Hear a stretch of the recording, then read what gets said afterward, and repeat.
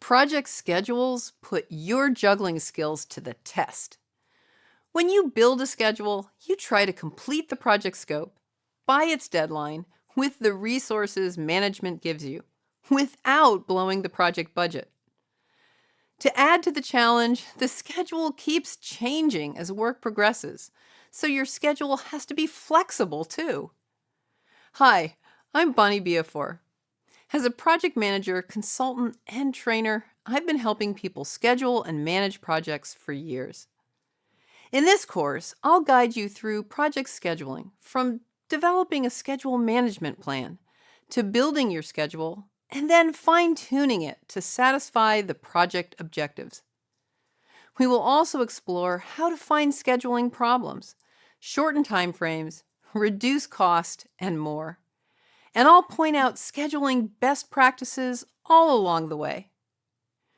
With these techniques in your toolkit, you'll develop schedules that meet stakeholders' expectations and can also adapt easily to the changes that arise once work begins.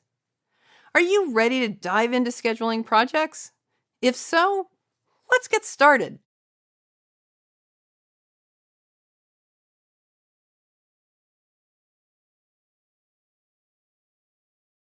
Before you start this course, there are a few things you should be familiar with. In this course, I provide some background on projects, project management, and the factors that affect project schedules. If you're new to managing projects, consider taking my course on Project Management Foundations first, and then come back to this course. So we're on the same page. Let's start by talking about what a project is. A project is a unique endeavor to achieve a specific goal. A project is also temporary. It has a definite beginning and end. And chances are the project will also have a budget. The example I'll use in this course is a project to publish a training guide and companion website. Performing the same work day after day does not qualify as a project, such as publishing blog posts every week after the training guide is available. Unlike projects, the process for producing each post is the same, and the work goes on indefinitely.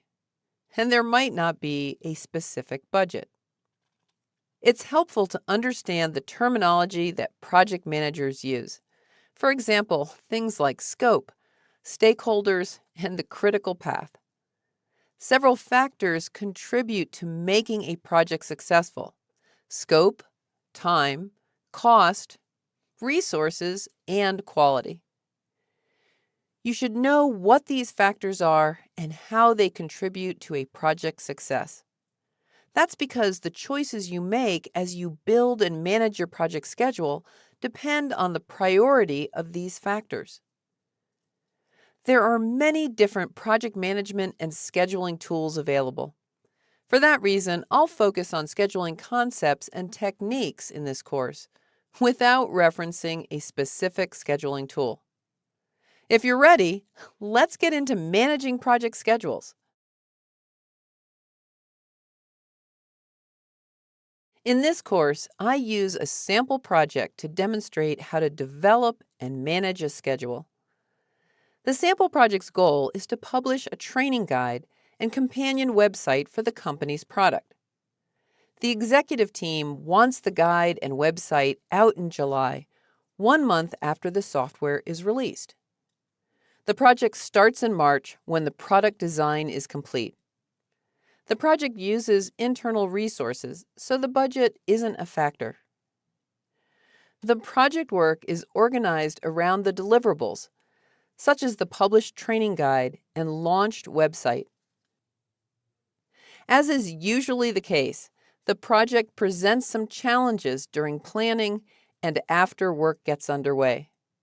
We'll look at techniques for building the project schedule so it's realistic. Then we'll examine other techniques for keeping the project on schedule and within budget. Once you understand these techniques using the sample project, you can apply them to your own projects with whatever scheduling tool you use.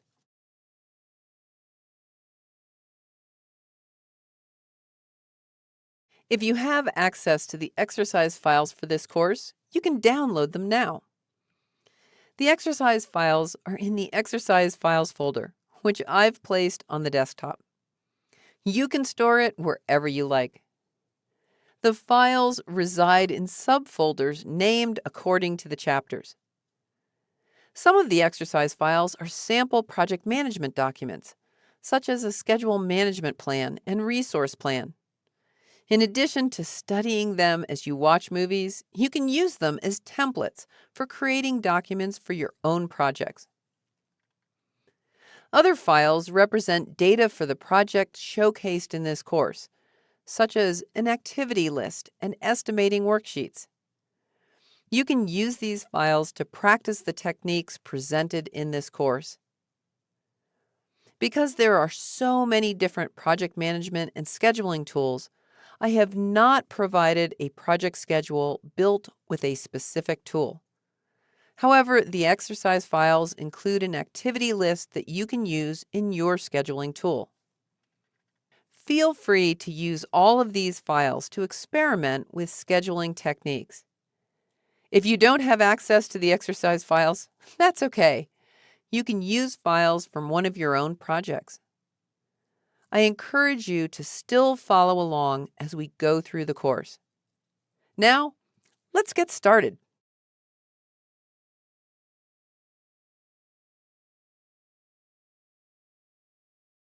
Managing project schedules is a lot like cooking.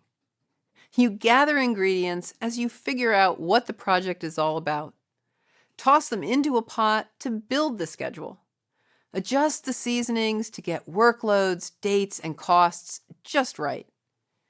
Then you watch the schedule as it simmers and make adjustments until the work's completed and the project goal is achieved. Why do you need a project schedule? In short, a project schedule helps you get all the required work done when it's supposed to be done. Have you ever had a jam-packed day of errands and appointments? You probably made a list of everything you needed to do. Maybe even put your to-dos in order so you could complete them as efficiently as possible. A project schedule does the same sort of thing. It includes all the work that has to be done, who does the work, and the sequence in which it's performed. And it does even more. A schedule is also a communication tool. It shows how all the pieces of the project fit together. That way, people working on the project see how their work affects others, which helps them work together toward the common goal. You can use the schedule to communicate progress and performance and manage stakeholder expectations. A schedule also makes work easy to understand and manage. Team members can see what they're supposed to do and when it needs to be done. And you, as project manager, can tell whether progress is on track. As the project progresses, the schedule changes to reflect what's been done and to forecast when the remaining work will be finished. And that's how a project schedule helps you guide your project to success.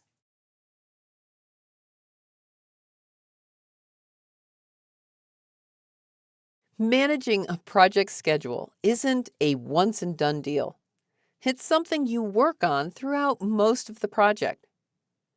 In PMI's Project Management Book of Knowledge, called PMBOK for short, schedule-related work is part of the Project Schedule Management knowledge area.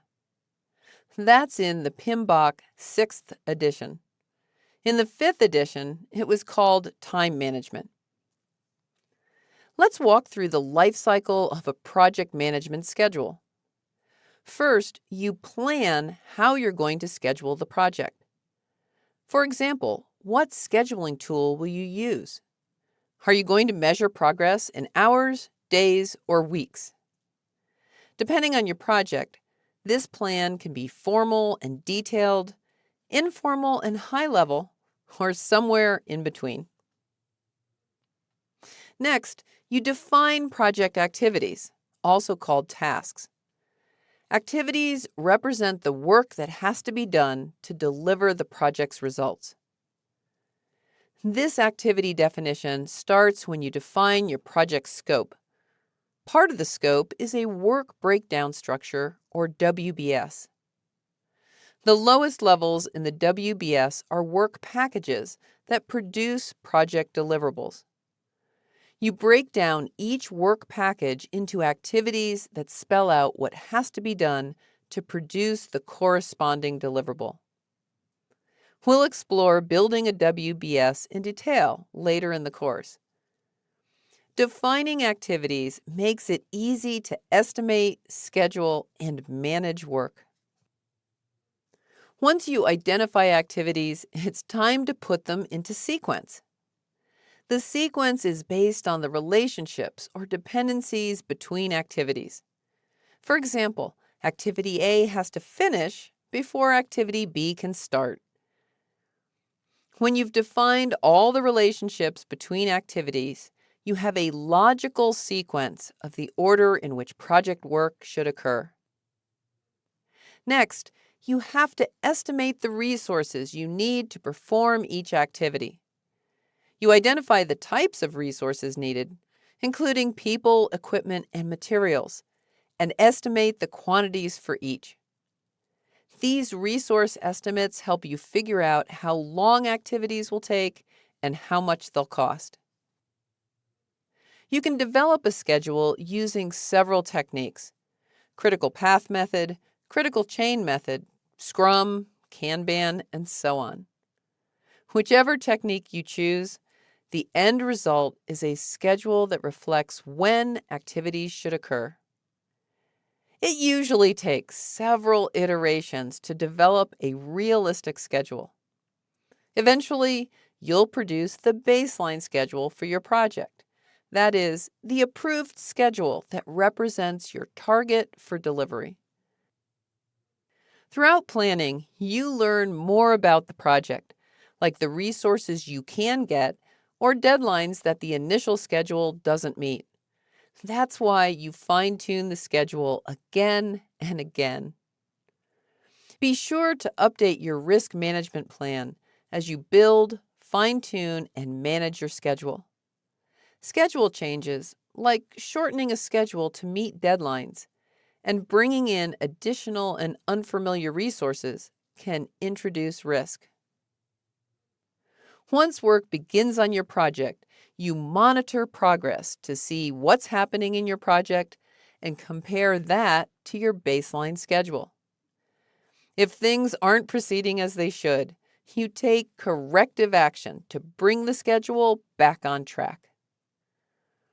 When the project is finished, you compare your original schedule to what actually transpired. That way, you can improve your estimates and schedules for future projects. Remember, managing a project schedule isn't a once-and-done deal. It's something you work on throughout most of the project.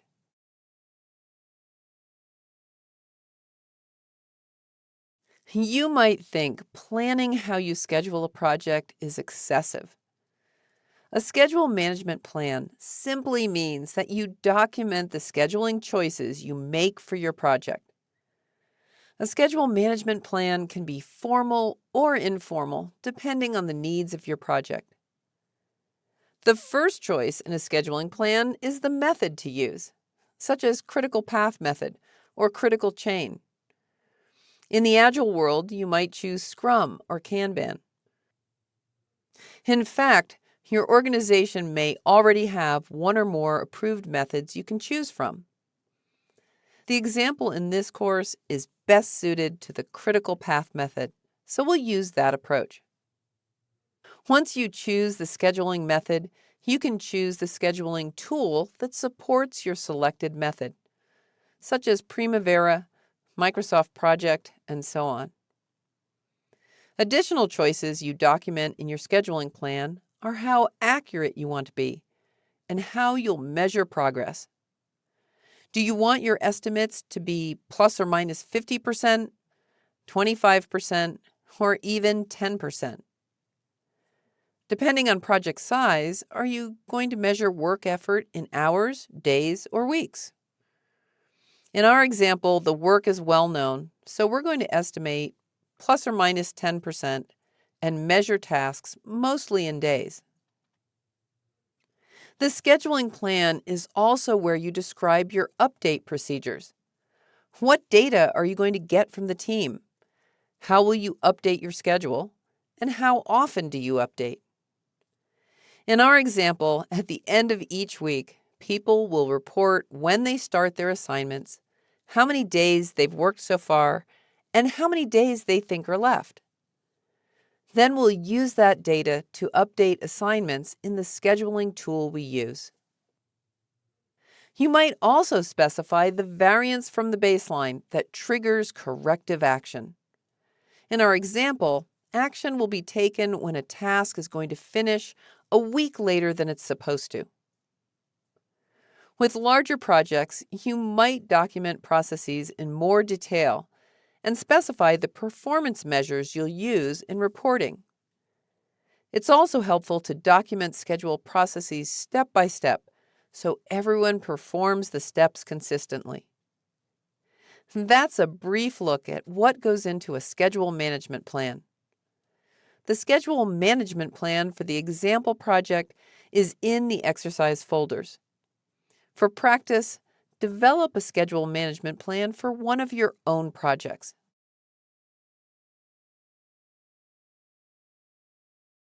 How should you show detail in your project schedule? It depends on how big the project is and the experience of your team. For large or complicated projects, you're likely to need schedules at varying levels of detail. A summary schedule provides an overview of your project. It's short and sweet. Key milestones and one or two levels of major deliverables. It's ideal for showing the big picture of a big project to management or anyone else who doesn't need the nitty-gritty. The next level of project schedule includes all milestones and deliverables down to work packages. Remember, a work package represents the work required to produce a project deliverable. This level of detail shows the entire project without getting into the activities needed to complete a work package. Finally, a detailed schedule includes milestones, deliverables, and the activities that must be completed to deliver the work packages. For small projects, you might create only one detailed schedule like this. You can flesh out your schedule as you learn more about the project. Early on, create a rough estimate for phases or deliverables. As you learn more, develop a detailed schedule with more accurate estimates. In our example, we could start with an estimate of 8 weeks for the manuscript deliverable with no detailed activities. After the training guide outline and specifications are complete, you have the info you need to create a detailed schedule and accurate estimate for writing the manuscript. With large projects, you might break the schedule up into several detailed schedules, one for each major deliverable, like the training guide and website in our example. When contractors or vendors work on your project, include their schedules in your overall schedule so you capture all the project work. With most project management software tools, you can link your detailed schedules to a high-level schedule. That way, you can look at your project from whichever perspective you need.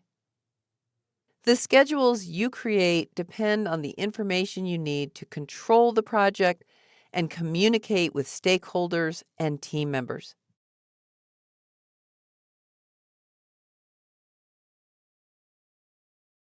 Everything in a project runs more smoothly when you identify all the work that needs to be done and break it down to the right level of detail. Keep in mind that includes work performed by internal resources, as well as contractors, subs, and other vendors. Identifying work starts with a work breakdown structure, or WBS. You create it as part of defining your project scope. First, make a list of the project's high-level deliverables. In the WBS, deliverables are named using nouns. In our example, the high-level deliverables are published training guide and launched website. Second, look for lower-level deliverables. In our example, a few lower-level deliverables are the completed manuscript, laid-out training guide, and training guide available for sale. Lowest-level deliverables are called work packages. The manuscript deliverable has several work packages: preparation, written manuscript, captured graphics, and revised manuscript. Don't forget to add in activities that aren't associated with deliverables, like project management, supervision, reporting, and communication. The next step is to identify the activities needed to complete each work package. This means breaking the work down into small pieces that you can estimate and manage. Activities are named using a verb-noun combination. In our example, the revised manuscript work package has two activities: review manuscript for technical accuracy and correct manuscript. In addition, give each activity an ID, like a WBS code, to make it easy to identify and associate with project documents and other information. Finally, make sure the activities are the right size. What does right size mean? It's whatever size you need to easily estimate, assign, and track work. Common rule of thumb is between 8 and 80 hours, anywhere from 1 to 10 workdays. For larger projects, you might size activities from 20 to 80 hours to keep your activity list from getting too long. Here are a few methods for evaluating the size of your activities. Break down activities until you can estimate time and cost with the accuracy you need. In our example, we can estimate work packages. The written manuscript is estimated at 8 weeks of work, so it's broken down into 4 activities to keep the work at 10 days or less. See if activities can be assigned to a single person or a small team. In the example, the training guide needs a graphics person for illustrations and the cover. The website deliverable could be handed off to a web team. Define activities that are shorter than your reporting period so you get timely status updates. Ensure activities have distinct beginnings and ends, like being triggered by another activity or delivering something at the end. That makes it easy to track status. If an activity is too big, repeat these steps until it is the right size. For larger projects, work with a small planning team to break down the first level or two of deliverables. Then hand off sections to other teams to flesh out work packages and activities, like giving the website deliverable to a web development team. Add activities from the lower level teams and external teams to your overall project. Review the final activity list with your planning team to make sure each activity is correct. If you get duplicates from a couple of teams, make sure you include the work only once. The activity list provided in the exercise files shows the deliverables and activities for the training guide project. For practice, try identifying work and breaking activities down to the right size in one of your own projects.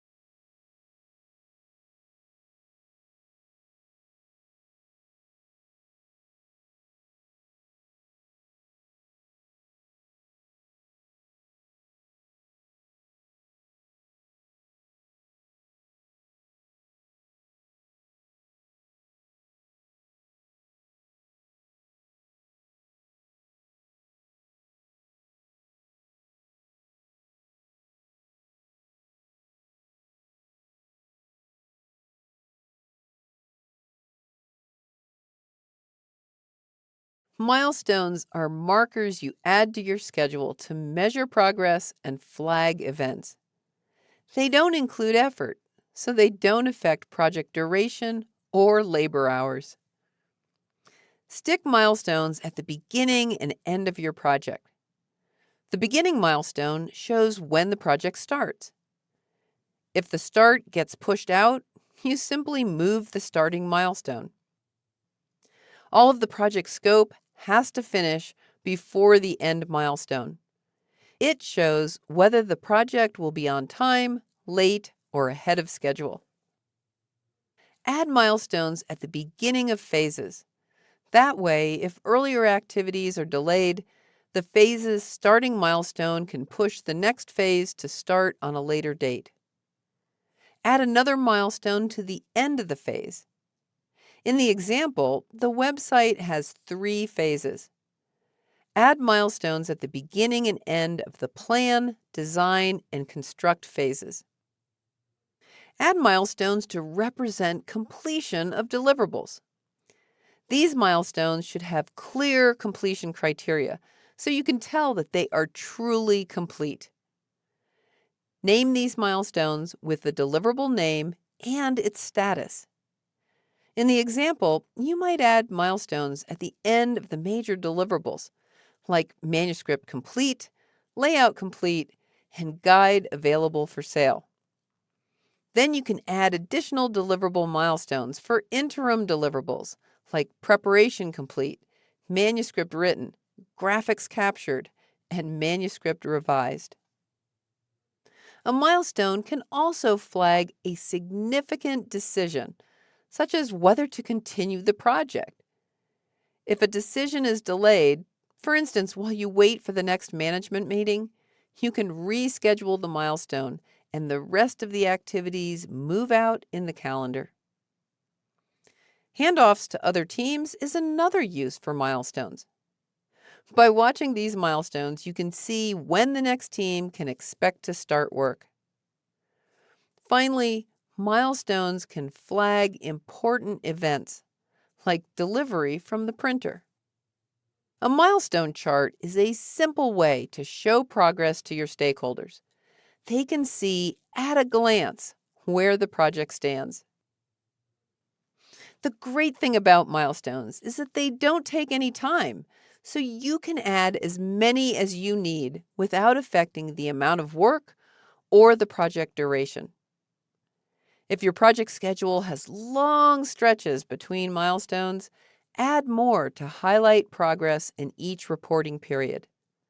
For example, if writing the manuscript runs for several weeks, you can add milestones for completing different modules so that you have a milestone each reporting period. Milestones help you see progress, decision points, handoffs, and important events. Because they don't take up any time, you can add all the milestones you need to manage your project.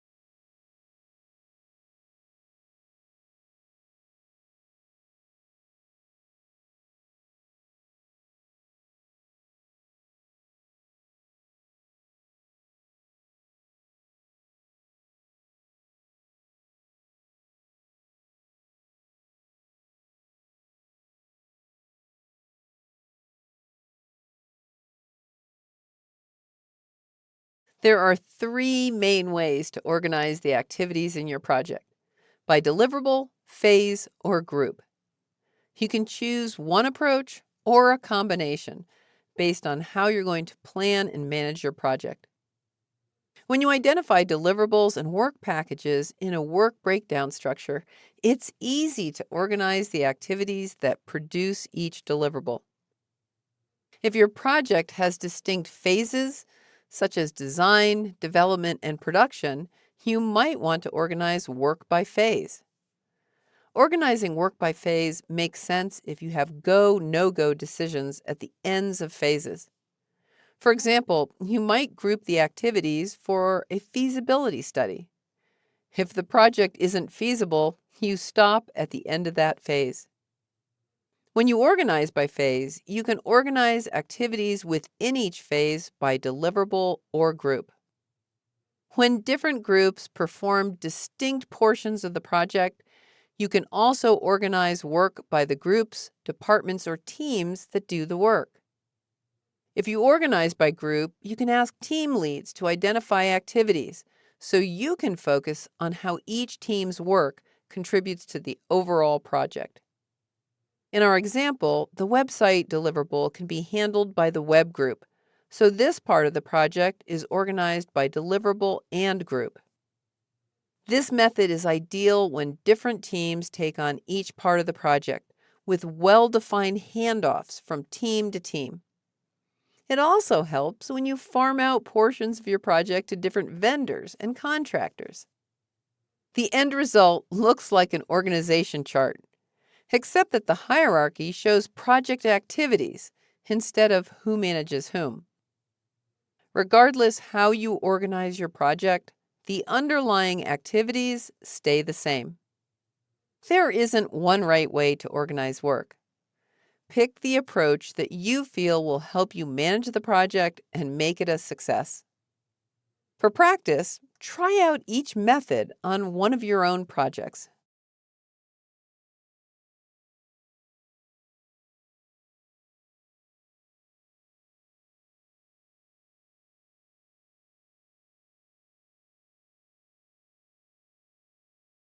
Estimating the effort to complete activities is an important part of scheduling. Estimating can be tough, but there are ways to make it easier. First, take an iterative approach to estimating, also called rolling wave planning. Start with a rough estimate, plus or minus 50%, to see if a project makes sense to pursue. As you learn more, you can build more accurate mid-range estimates. For example, you can estimate the next project phase or deliverable at plus or minus 25% without estimating activities in detail. Then, when you finish one project phase or a pilot project, you can re-estimate and schedule the activities in the next phase based on what you've learned. Finally, detailed estimates take the longest to develop, but they should be close to your final numbers, plus or minus 10%. You need to decide whether you're going to estimate activity duration or work hours. Most people think in terms of duration. Yeah, that content is going to take 8 days to write. When you get duration estimates, be sure to ask the people who provided the estimates about their assumptions. Is it 8 days full time for one person? Or 8 days with the time that person has available? Or 8 days for the entire team? You can get more accurate estimates with work hours. A team member could say, those chapters are going to take 60 hours to write. The estimate is more detailed and it's within the 8 to 80 hour activity guideline. Once you know how many people you have to do the work, you can figure out the duration. About 8 days for one writer or 4 days for 2 writers. Estimates are important because they forecast how long the project will take and what it will cost.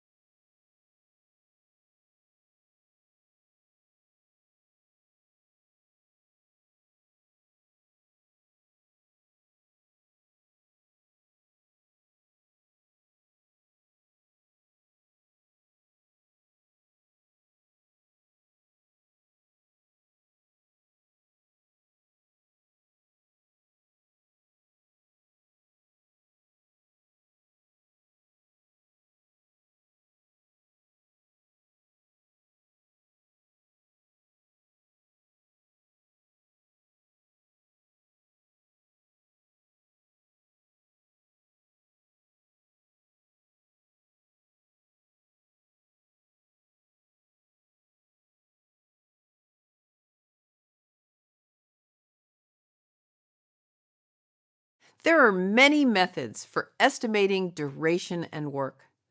The best one for each project depends on the project, your organization's methodology, available historical data, and resources.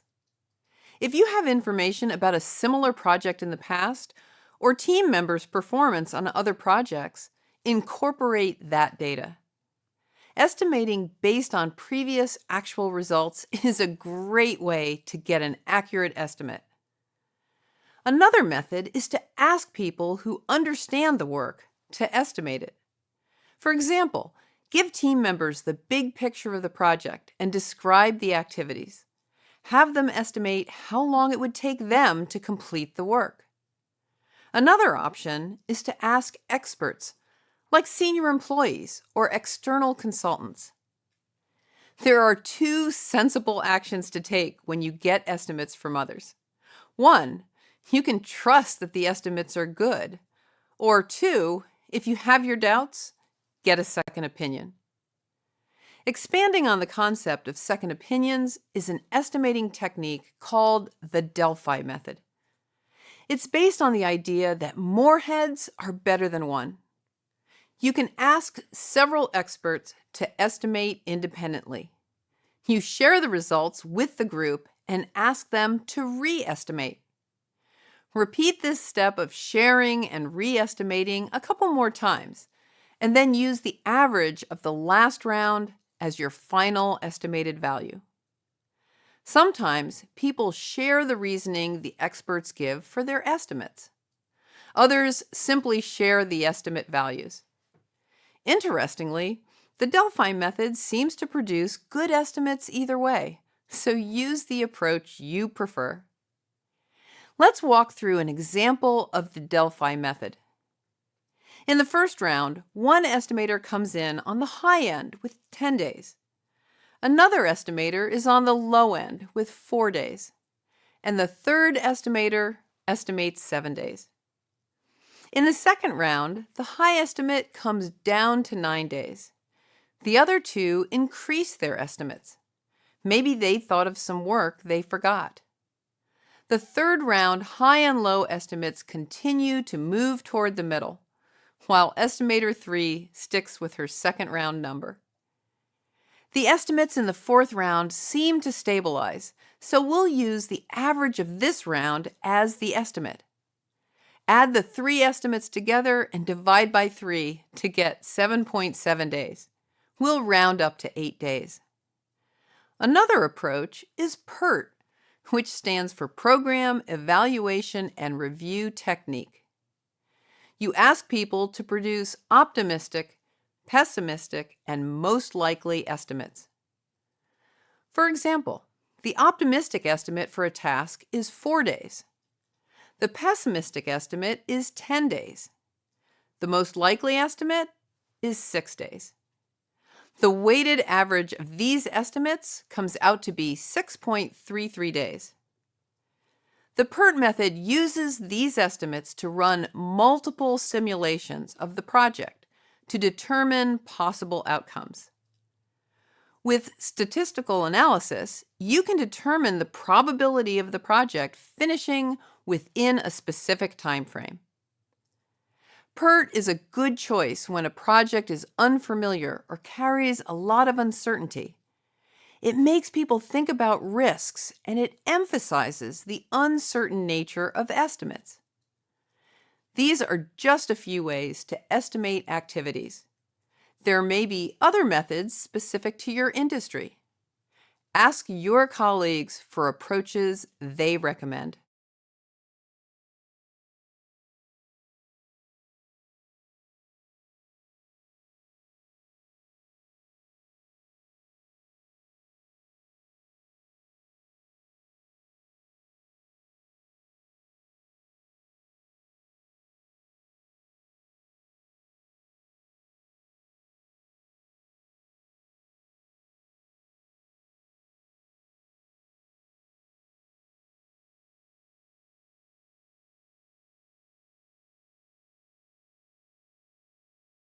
Performing work in the right order is crucial. Construction wouldn't go well if you tried to build a skyscraper's penthouse before the building's foundation. The sequence of activities helps predict when work will occur and how the schedule might change due to resource changes, work delays, scope changes, and so on. The sequence isn't just about which activity comes first. Activities can affect each other in several ways. These relationships are called links or dependencies. You can create and view links in a network diagram or Gantt chart. In a network diagram, each activity appears in a box with the activity name and other activity information. Arrows drawn between boxes represent links between activities. A Gantt chart lists activities on the left. On the right is a time scale. Bars in the time scale show when activities are scheduled. Arrows between the bars show the activity dependencies. The first step in identifying the dependency is to figure out which activity is the trigger. The linked activities are called predecessors and successors. The predecessor triggers the successor. Let's take a look at how this works in a Gantt chart. In the sample project, the template can't be built without knowing the topics in the outline. So the create outline activity triggers the build template activity. In other words, the predecessor is create outline and the successor is build template. The second step is to determine whether the start or finish date of the predecessor is the trigger. That identifies the first half of the dependency type. In our example, the outline has to be complete, so the dependency type begins with finish. The final step is to determine whether the first activity triggers the start or finish of the second one. That's the second half of the dependency type. When the outline is done, building the template can start. So the dependency type is finish to start. Dependency types identify how dates depend on each other. The finish to start dependency means the finish date of the first activity controls the start date of the second one. Most dependencies are finish to start. In this example, the first several activities are linked with finish to start dependencies. In a finish to finish dependency, the finish date of one activity triggers the finish date of the other. For example, reviewing the manuscript can't finish until the activity write chapters 9 through 12 is complete. Start to start means that the start of one activity triggers the start of the other. We'll talk about this type of dependency in another movie. The last type of link, start to finish, doesn't come up very often. The start of one activity determines when another activity finishes. For example, in a retail store, one person's shift can't finish until the next person's shift starts. Otherwise, the cash register would be left unattended. When project activities are linked to one another, the schedule starts to take shape.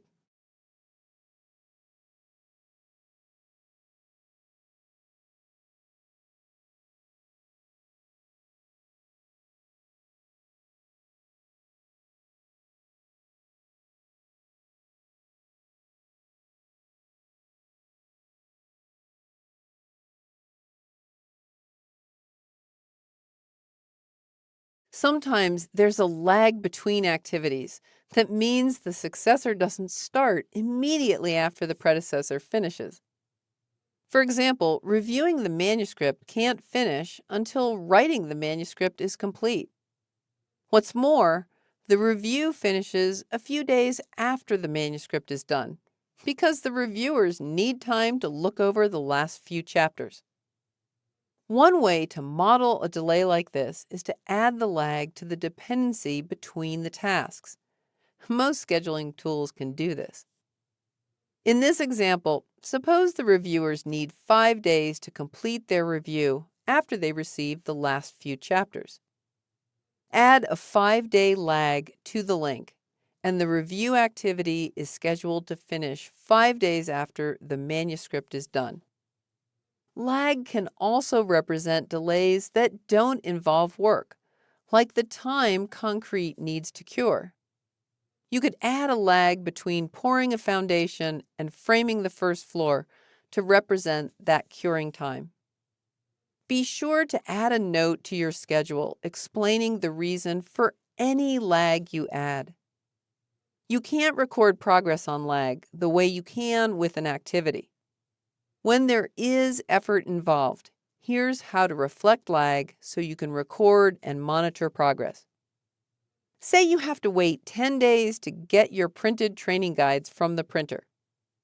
Instead of adding lag to a dependency, you can add a new activity called Print Training Guides with a duration of 10 days. When you link this activity to the milestones in the example, they are now 10 days apart, and it's easy to see what's being done during that time.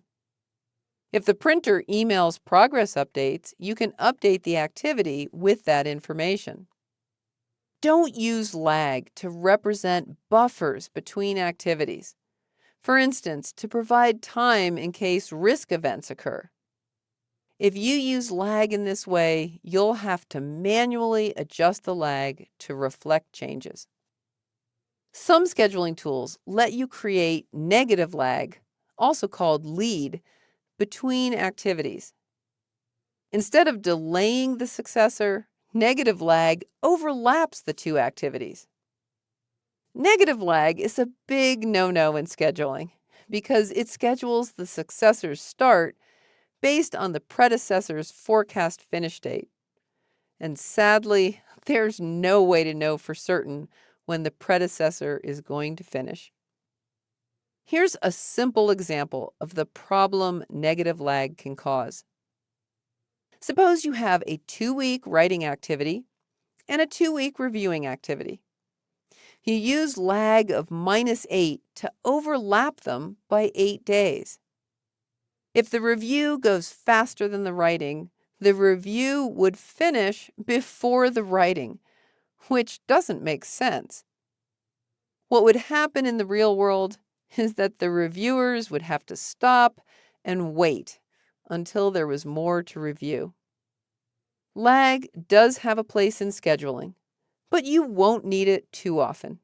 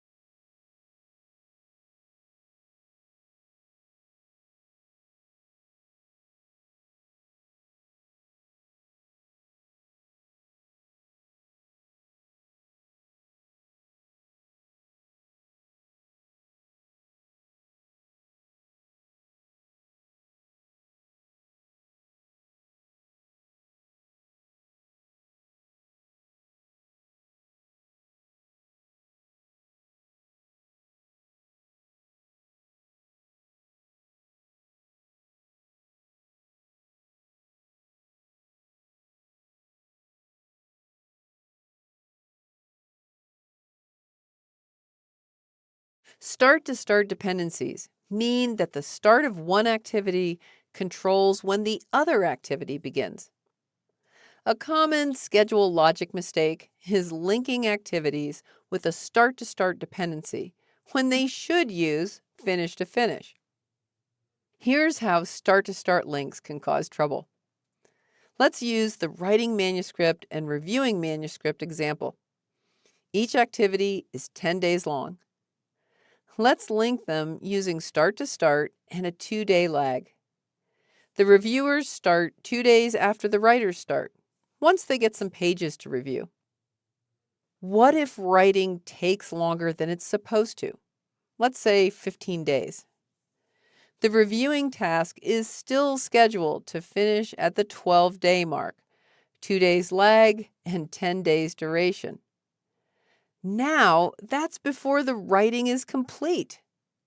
That means either some pages go unreviewed, or the reviewers have to wait until the writing is done.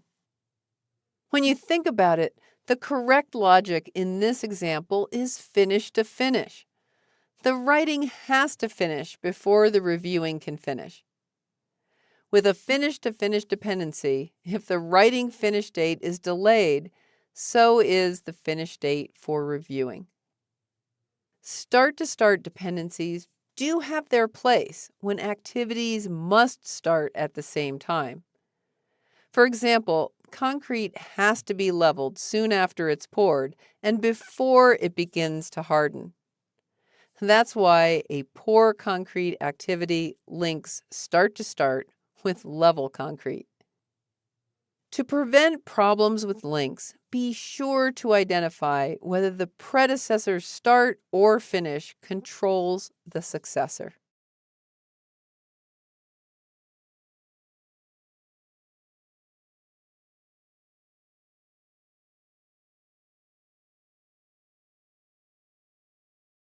A well-constructed schedule provides a realistic model of when activities should occur.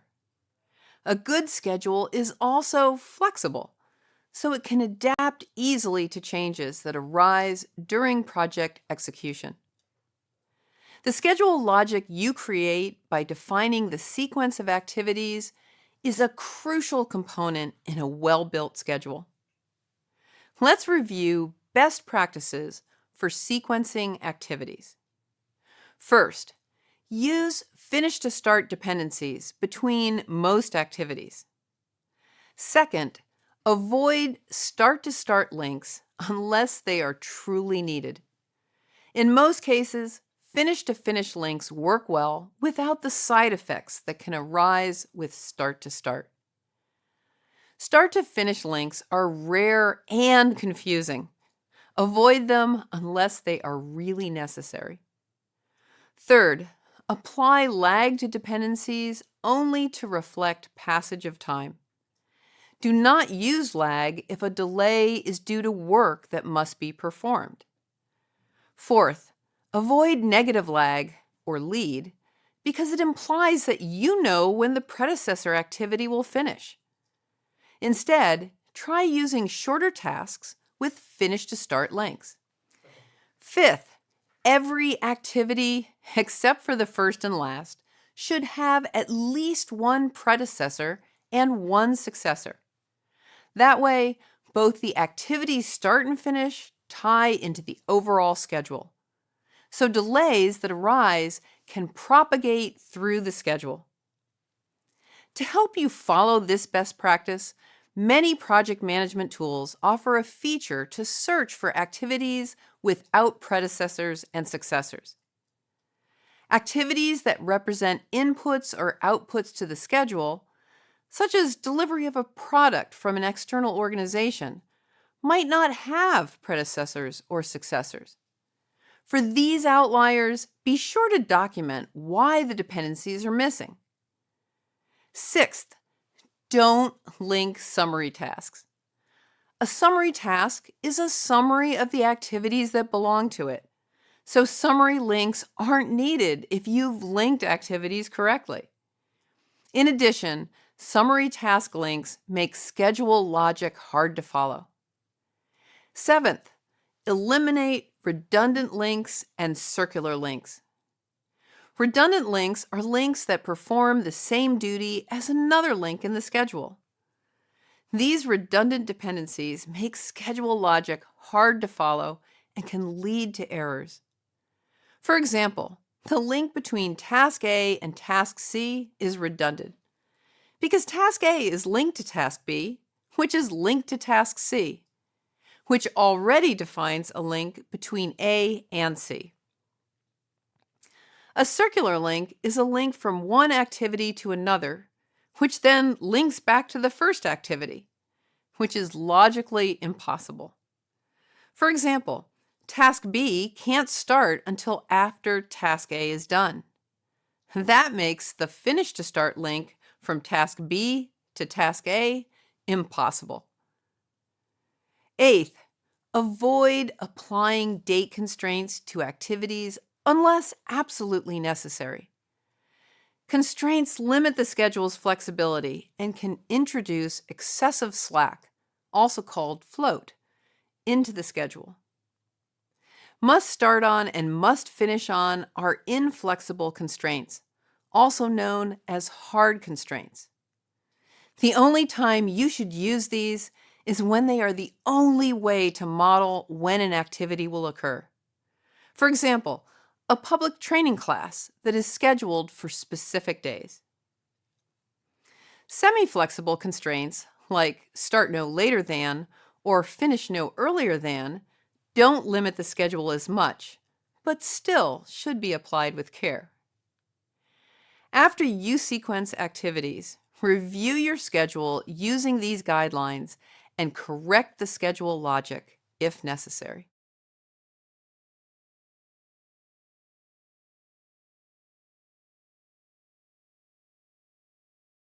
Your schedule should include all the resources required to perform the project work. A resource plan, also called a staffing plan, can help you line up the resources you need when you need them. To build a resource plan, you need to know the skills required. You also have to identify other resources like materials, equipment, facilities, and travel.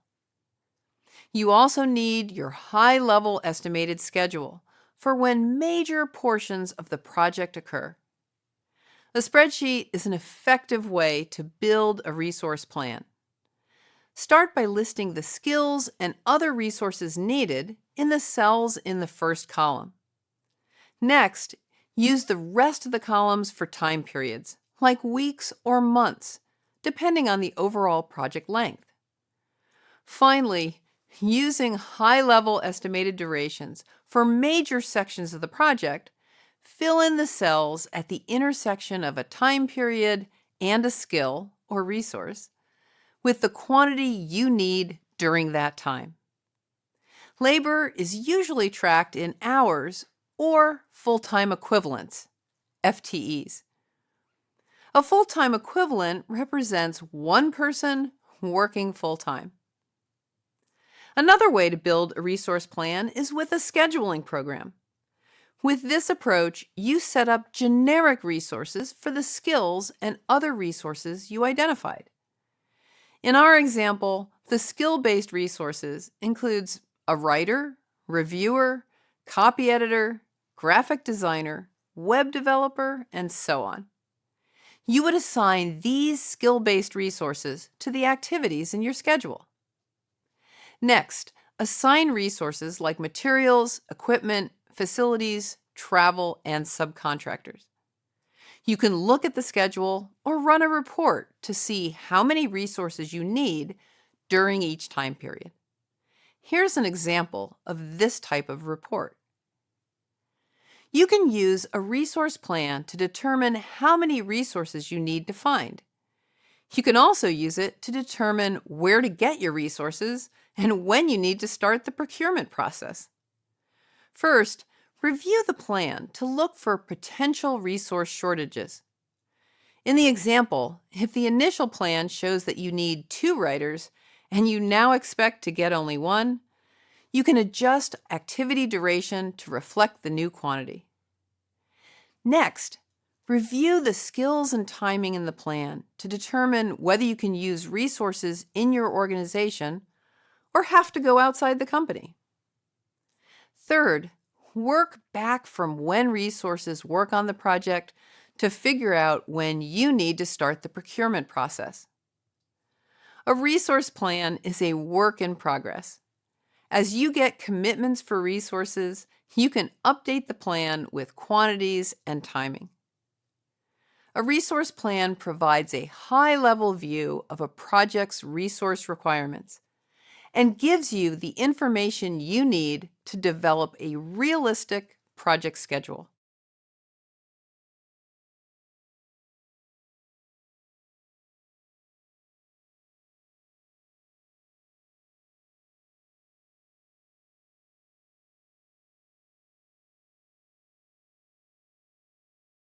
People's availability and skill levels can significantly affect what your schedule looks like. That's why knowing how to find and obtain the best resources for your project is a valuable business skill. How you line up resources depends on where they come from and the processes your organization has for procurement. If you're new to procuring resources, ask your HR department, your manager, or other project managers how long the process usually takes. Add that amount of time to your plan before project work is supposed to start. If you're staffing your project with in-house resources, start by identifying any existing procurement processes. In small organizations, you might go directly to the people who have the right skills. In larger organizations, you might ask managers for commitments to provide those people. As the project start date approaches, finalize those commitments by nailing down the specific people with the required skills and experience. When you get resources from outside your company, there could be a few more steps, like getting bids, choosing the vendor, and signing a contract. Many organizations set up standing contracts with vendors, so getting resources from these preferred vendors can happen pretty fast. Build relationships with resource managers and the people who might work on your project. You'll stand a better chance of getting the best resources available when people know who you are and what you're like. Getting to know your organization's processes, planning for time procurement, and building relationships will help you get the best resources possible.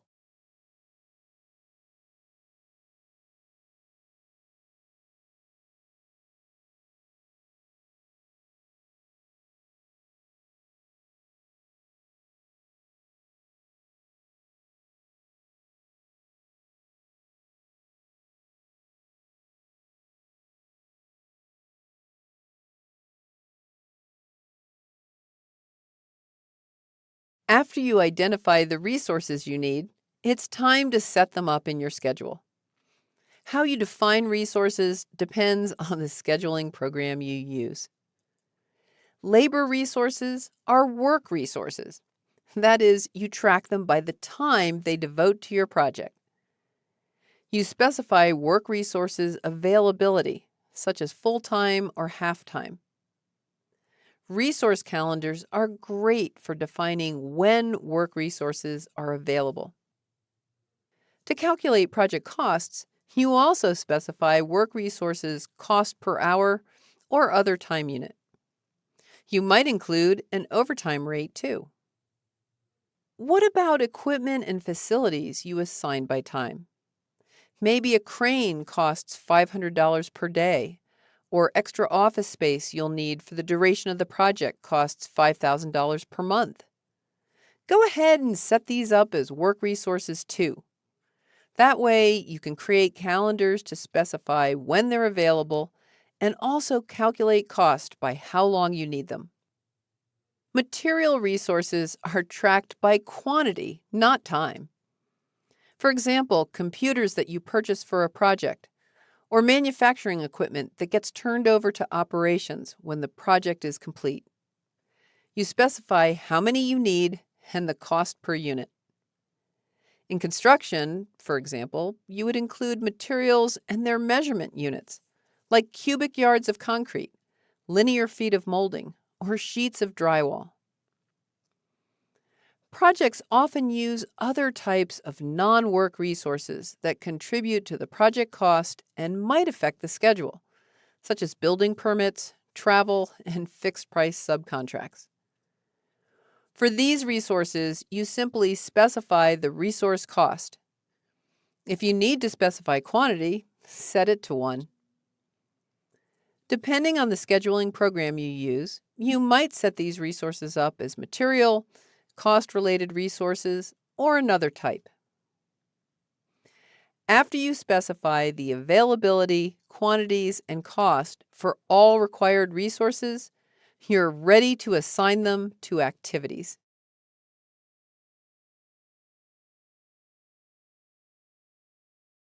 Resource assignments are made up of 3 variables: duration, work, and resource availability, sometimes called units. You can juggle these to meet schedule objectives or resolve scheduling issues. Duration is the length of an activity from its start to its finish. Work, also called effort, represents the person-hours it takes to complete the activity. Resource availability, or units, represent the amount of time someone is allocated to work on an activity. The relationship between these 3 variables can be expressed as an equation. Duration is equal to work divided by resource units. Like any equation, you can change any 2 of the 3 variables, but not all 3. To see how this equation works, let's start with an activity estimated at 8 hours of work. If the person assigned is available full-time, the activity should be done after 8 hours, so the duration is also 8 hours, or 1 workday. Most of the time, an activity's work stays the same. So playing with resource assignments boils down to 2 situations. If you know how long you want the activity to take, set the duration. The resulting resource units is the availability needed to finish the work in that duration. If you know the resource availability, assign resource units. Then the duration is based on work and units. Work, duration, and availability are the 3 variables you can adjust when you assign resources to activities.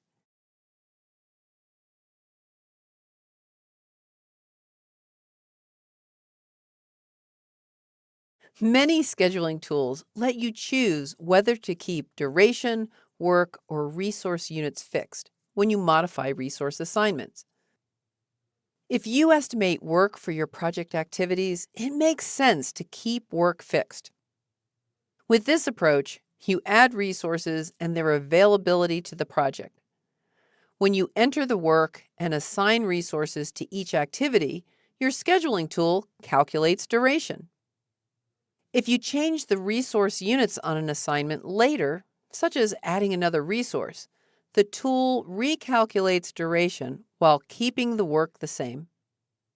If you change the duration, the tool recalculates the resource units you need to finish the work in that time frame. Another option is to keep duration fixed. This is a good choice if you don't assign resources to activities, or you must complete activities in the duration that's been given. Fixed duration has an added advantage. You can specify duration to the accuracy you prefer, such as whole or half days. As you change assignments, your scheduling tool won't change the duration to a fractional duration, like 1.667 days. With fixed duration, you specify work, and the tool calculates the resource units needed to complete the task. The third option, of course, is to fix the resource units. In most organizations, this option is rarely used because work or duration take precedence. However, I use it a lot. I use a scheduling tool to manage my work. There's only one of me, so my availability is fixed, unless I decide not to eat and sleep. Because I keep resource units fixed, the scheduling tool calculates duration based on the work I estimated. If the work changes, the tool adjusts the duration. Suppose I have a hard deadline that I have to meet. Then I simply override the resource units to keep the duration the same. Bottom line, keep units fixed only if you can't increase resource availability. Your scheduling tool might have a feature to designate activities as fixed duration or variable duration, also known as effort-driven scheduling. Effort-driven scheduling means that the total activity work remains the same regardless how you modify resource assignments. Basically, it's the same as fixed work. For example, if an activity is set to fixed duration and effort-driven scheduling, and you add another resource, the tool recalculates resource units because both duration and work are fixed. Meetings are not controlled by effort-driven scheduling because the total work doesn't stay the same as you add or remove attendees. If you add attendees, the total work increases. If you cut people from the roster, total work decreases. Choose the variable you keep fixed based on how you schedule your projects.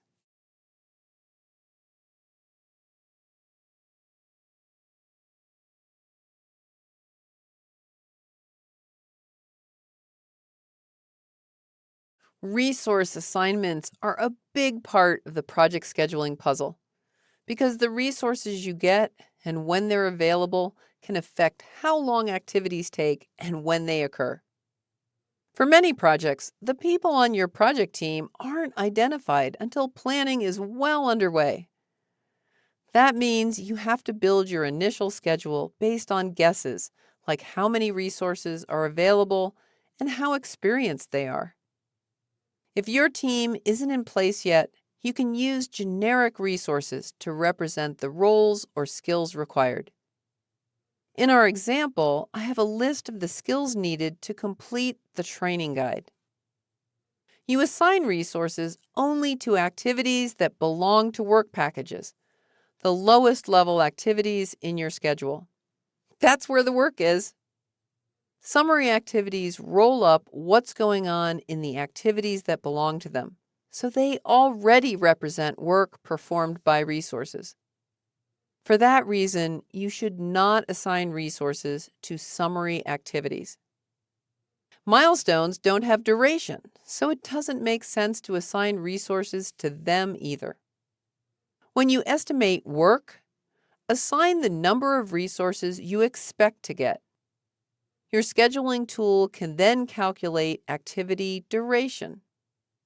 If you estimate duration and assign the number of resources you get, the scheduling tool will calculate the work they can perform in that duration.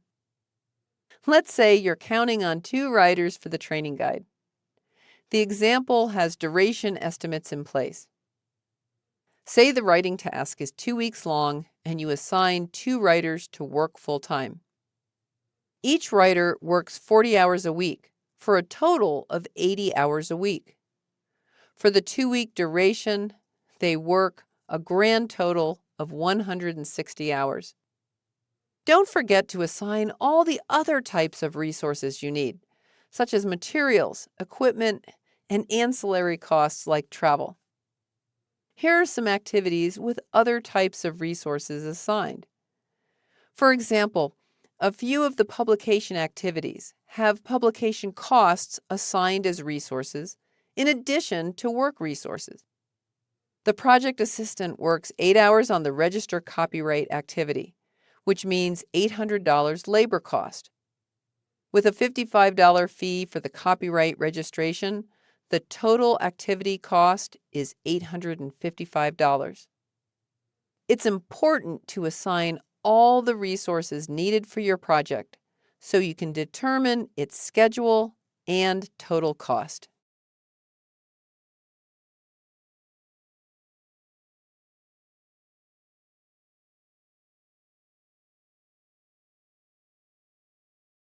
When you find out who's working on your project, you can replace generic resources with specific people. Keep in mind, the assumptions you make while estimating introduce risk. For instance, you might not get the number of resources you expect. They might not have the skills or experience you need. Or they're new to your company and need time to get up to speed. If your assumptions don't pan out, you have to adjust the schedule to reflect quantities, availability, and productivity.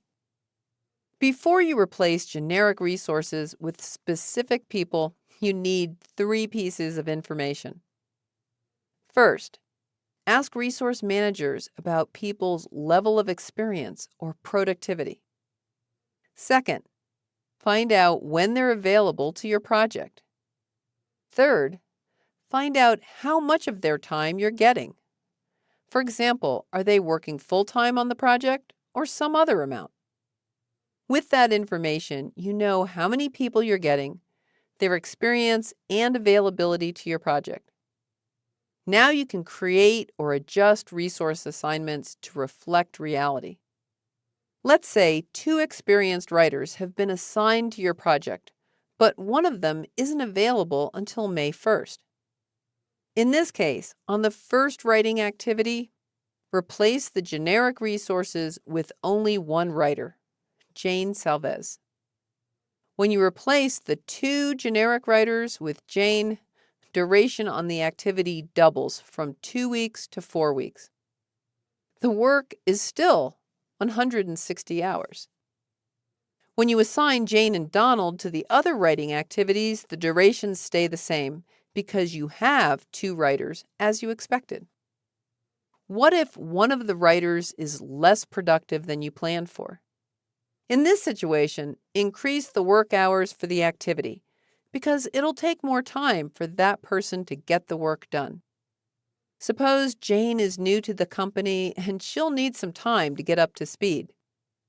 In the first writing activity, increase the work by, say, 40 hours for her to learn the ropes. Now that activity is 5 weeks duration. If people don't report their time directly into your scheduling system, you might consider keeping generic assignments in place. With generic resources assigned, you can use average cost and save time editing assignments for individuals' availability and time off. In addition, you'll have more flexibility assigning and leveling resources. The downside is that your schedule might be less accurate and progress could be harder to track.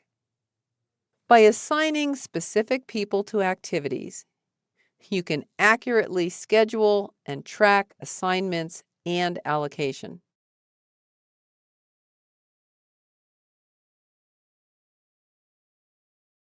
Getting assignments right for part-time workers and teams is important to forecasting the project schedule accurately.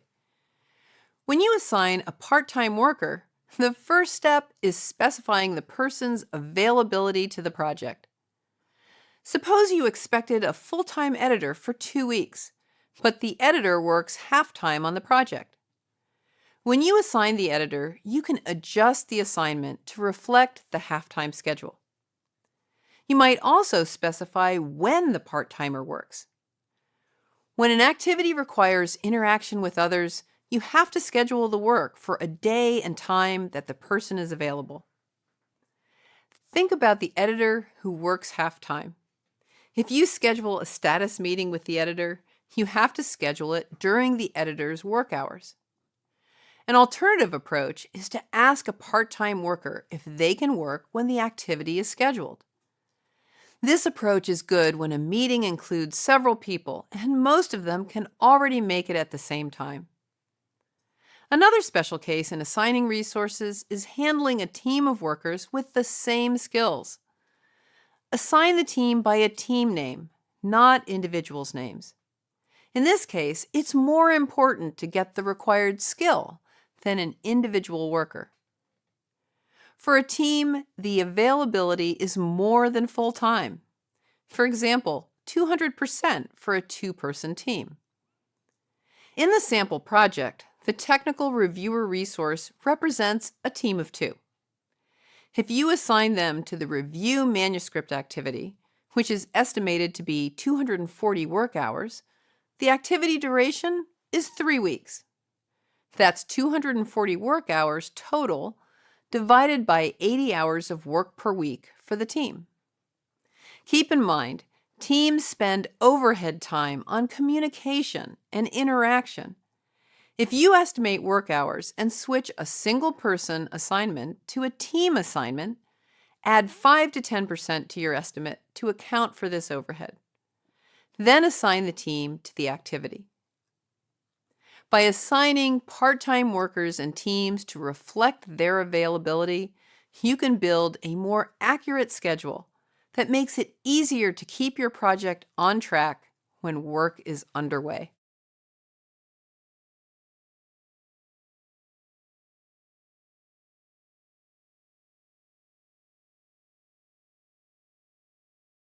When team members work in different locations, you must consider additional factors in scheduling.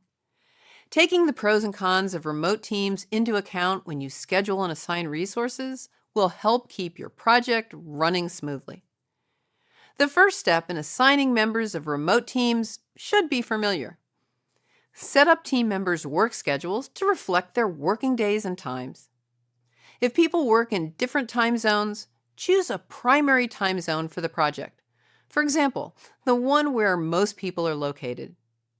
Then, define each person's working times based on that time zone. If people work in different companies or countries, you need to identify holidays and other non-working time that may differ from your company or country. For international teams, it's often a challenge to find a good time for phone calls, reviews, and other interactions.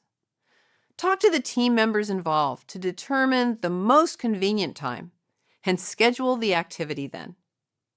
After you get working and non-working times in place, it's time to consider other ways that remote teams can affect your project schedule.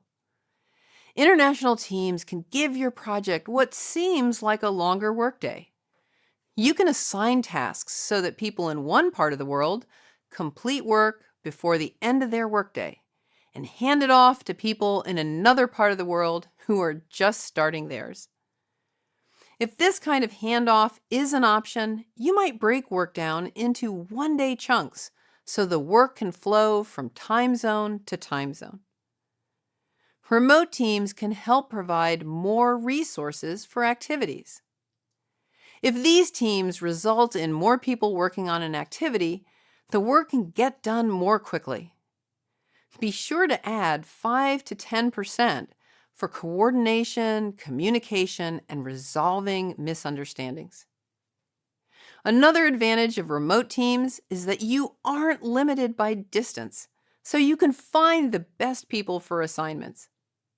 The right person may be able to get work done in less time, so you might decrease the estimated work and shorten activity duration. The bad news is that remote teams sometimes aren't as productive.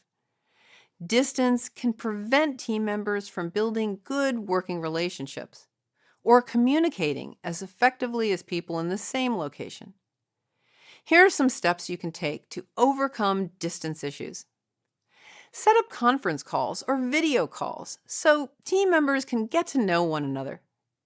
Hold regular online meetings to keep everyone informed.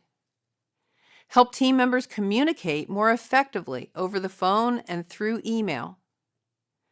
Consider offering diversity training to help team members work better with people from other cultures. Once you know how remote teams work, you can tweak your schedule to make the most of the benefits and limit the impact of the challenges.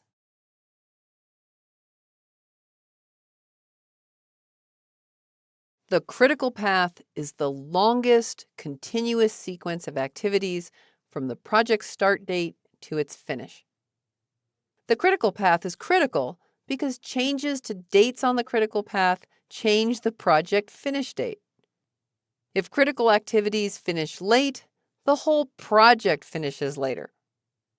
If critical activities finish earlier, the project finishes earlier.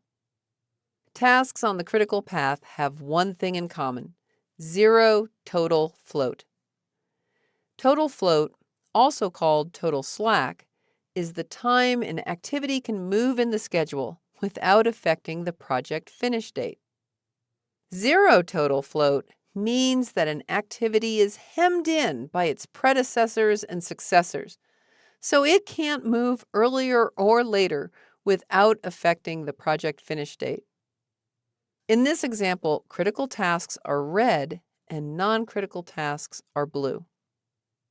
To see what I mean about total float and the critical path, let's lengthen the Write Chapters 9 to 12 activity from 10 days to 12 days. Because this activity is on the critical path, the manuscript finish date delays to June 12th. The critical path is key to delivering your project on time, or shortening the schedule if need be.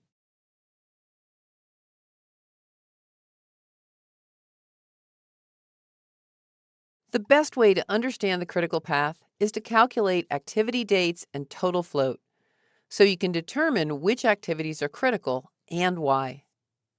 Total float is the time an activity can move earlier or later without affecting the project finish date. Total float equals an activity's late finish minus its early finish. Late finish is the latest date an activity can finish without delaying the project finish date. Early finish is the earliest date it can finish. You also calculate total float using late start minus early start. To see how this works, let's calculate part of the example project's critical path. The first step is called a forward pass, which calculates the early start and early finish for every activity. You start at the project start date and use durations to determine the early starts and early finishes. Writing Chapters 7 and 8 starts on April 28th. Its duration is 2 weeks, so its early finish is 2 weeks after April 28th, which is May 11th. For Write Chapters 9 through 12, the early start is May 12th. With 2 weeks duration, its early finish is May 25th. Capture Screenshots has its early start on May 26th. With 1 week duration, its early finish is June 1st. Draw Illustrations has the same early start and early finish as Capture Screenshots. The early start for Correct Manuscript is also May 26th. With 2 week duration, its early finish is June 8th, the end of this part of the project. The second step is a backward pass to calculate late start and late finish for activities. The end of this part of the project is June 8th, so the late finish for Correct Manuscript is June 8th. Subtract its 2 week duration and its late start is May 26th. The late finish for Capture Screenshots is also June 8th. Subtracting 1 week, the late start is June 2nd. The activity Draw Illustrations is the same. For Write Chapters 9 through 12, late finish is May 25th. Subtract 2 weeks and its late start is May 12th. Finally, Write Chapters 7 and 8 has a late finish of May 11th. Subtract 2 weeks duration and its late start is April 28th, the beginning of this part of the project. The third step is calculating total float.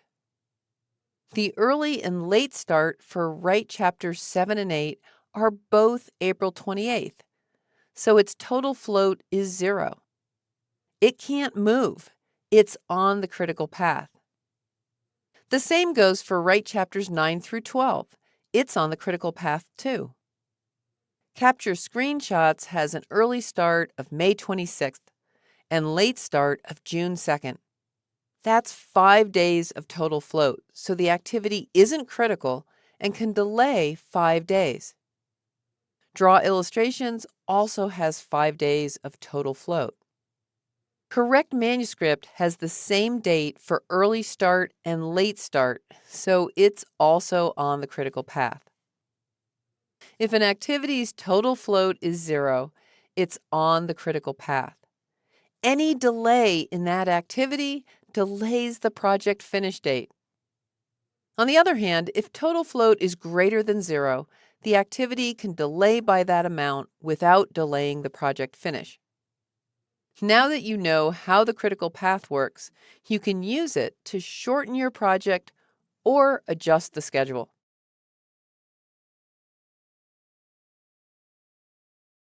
Because the critical path controls the project finish date, you can keep your project on schedule by managing activities on the critical path.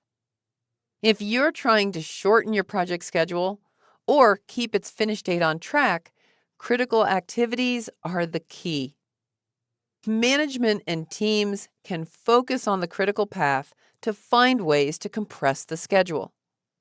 Of course, don't shorten durations unrealistically simply to meet deadlines. In our example, the work on the training guide is on the critical path. Those activities are in red. Website planning and design are not on the critical path. Those bars are blue.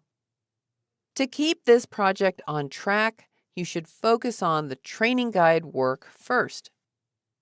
The critical path also helps if your project is already delayed or needs to finish sooner. Shorten activities on the critical path first, because they'll bring the project finish date in sooner.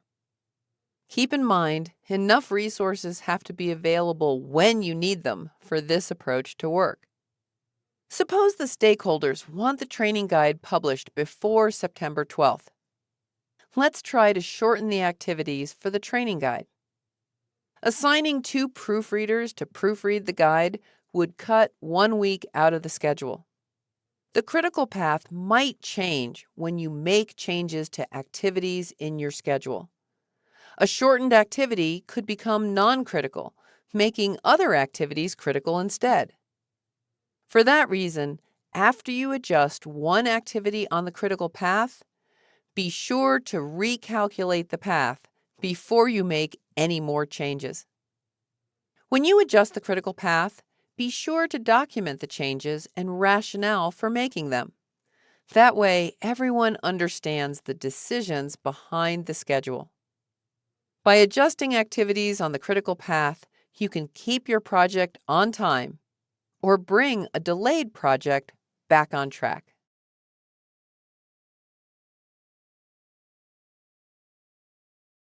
Critical activities, by definition, have 0 slack. However, slack calculations can be thrown off by several factors in your schedule. As you may already know, you should not use date constraints in your schedule unless absolutely necessary, because they limit schedule flexibility. Here's another reason. They affect total slack calculations.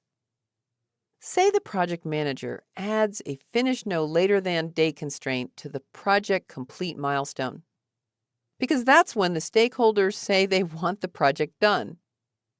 Because of that date constraint, several tasks in the schedule finish later than the project complete milestone, which makes their total slack negative. If your scheduling program sets activities with 0 or negative slack as critical, your schedule might have more critical activities than it should. And that makes it difficult to see which activities are truly critical. The solution to this issue is to focus on the activities that have the smallest values. In this case, -10 days instead of 0 days. If you can set the critical threshold in your scheduling program, change that setting to the lowest total slack value in your schedule, such as -10 days. That way, activities with slack greater than -10 will become non-critical. On the other hand, you might see gaps in your schedule's critical path. In this situation, start by reviewing dependencies between activities to ensure that you have fully defined your project's schedule logic. Date constraints can also create gaps. For example, if you set a date constraint for when a subcontractor delivers a component, resource calendars might create critical path gaps if resources aren't available when activities are scheduled. In this example, the copy editor isn't available when the copy edit task is scheduled. Because that activity delayed to when the person is available, all the activities before it now have positive total slack and show up as non-critical. When the critical path includes gaps, you must analyze the schedule to determine whether a gap is appropriate. For example, if resource unavailability creates a gap, the slack in the schedule is real and should remain.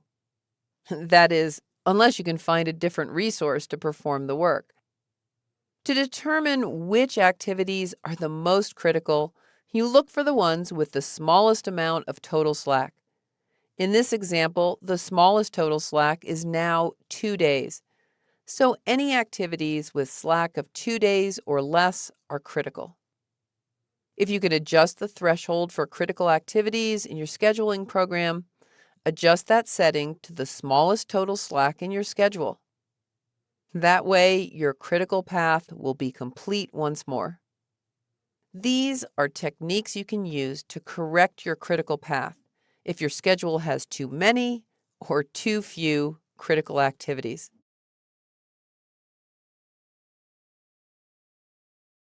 After you assign people to activities, you have to make sure people's workloads stay as steady as possible.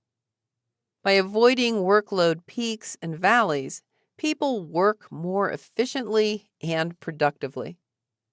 There are 3 basic ways to even out someone's workload: lengthening, delaying, and splitting assignments. Lengthening assignments can be an easy fix when someone is overloaded. When that person has a few concurrent assignments, you might increase their duration so the person works fewer hours on each assignment each day. In the sample project, the graphic designer has 2 one-week tasks scheduled at the same time: capture screenshots and draw illustrations. Increasing the duration of these assignments to 2 weeks allows the graphic designer to work on both of them half-time.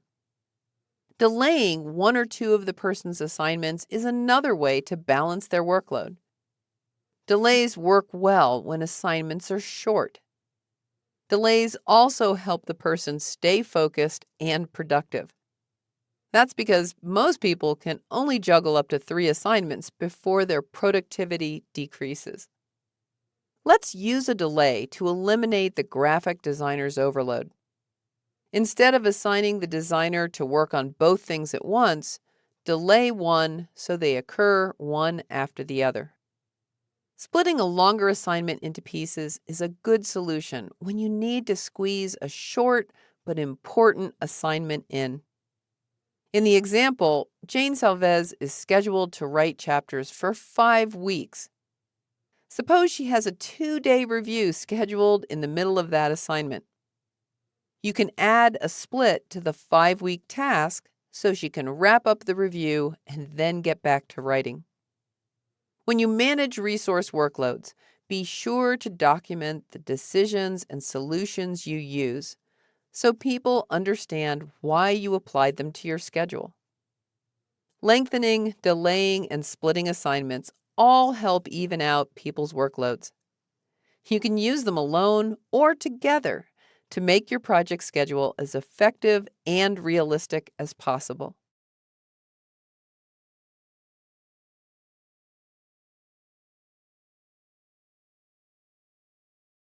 Adjusting work over time can help you even out workloads and improve your schedule's accuracy. When you first assign people to activities, the typical model is that work runs at the person's full allocation from start to finish. But work levels can vary in several ways over the duration of an assignment. You've probably experienced a work contour like a bell curve. Work starts off slow as someone gathers the info they need and gets used to their assignment. Then they hit their stride and they're completely productive through the middle of the work. Finally, the effort tapers off near the finish while they tie up loose ends. Another common contour is the late peak. This is the one for people who work well on adrenaline. The work starts slow and continues to build to a peak as the deadline grows closer. These are a couple examples of work contours. Some scheduling programs have contours you can apply to activities. If someone's work hours vary day by day, find the contour that best reflects those varying work levels and assign it to the activity. If you're unfamiliar with the type of project you're working on, ask other project managers or your team members which contours make sense. Not every activity needs a work contour. You'll get better at deciding whether to use one and how to choose as you gain more experience. A contour does increase the length of an activity because the person doesn't work 100% from start to finish. For instance, a task might go from 5 days to 8 days with a contour applied. However, the less than full-time allocations mean that the person can ramp up on one activity while they ramp down on another. Contouring work helps even out workloads without lengthening the overall schedule too much.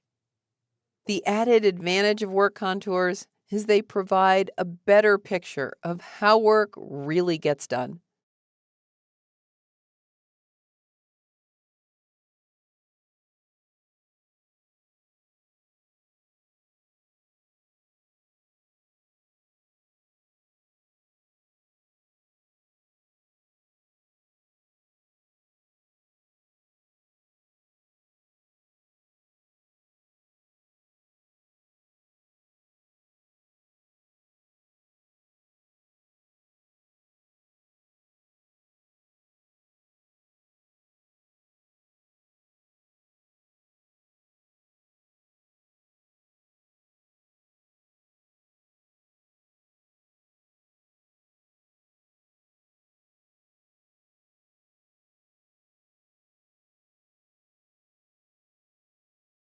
Another way to balance workloads is to reassign work to other people who have more time available.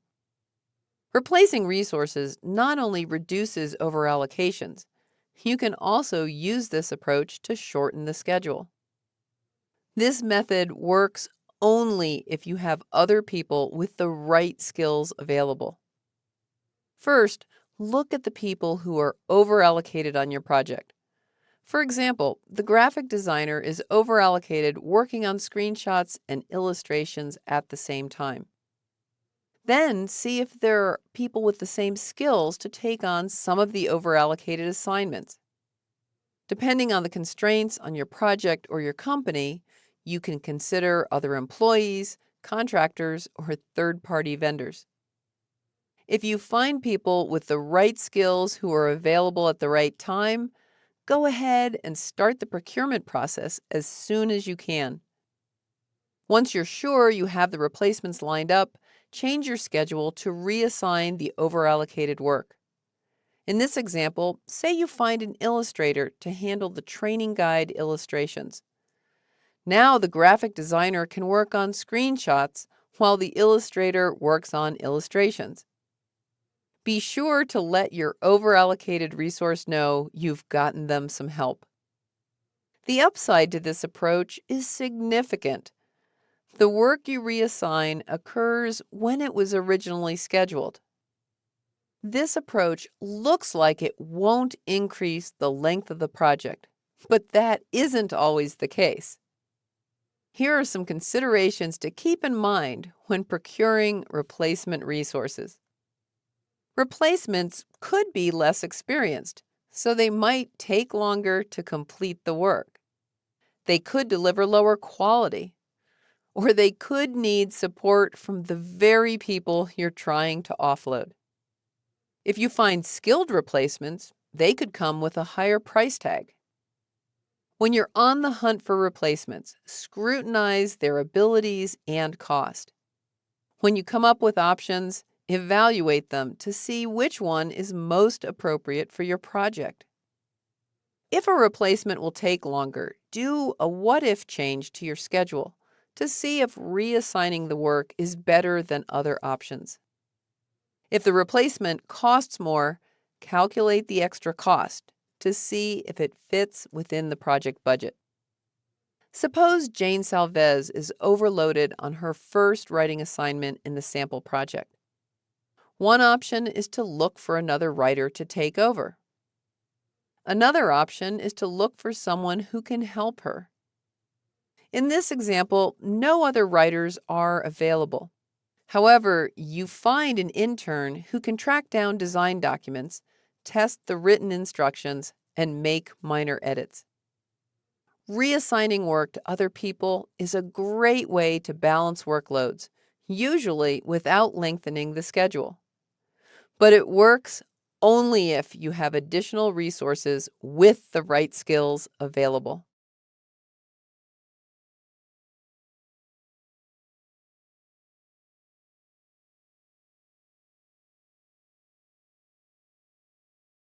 Schedule contingency acts as a safety margin that helps you deliver your project on time.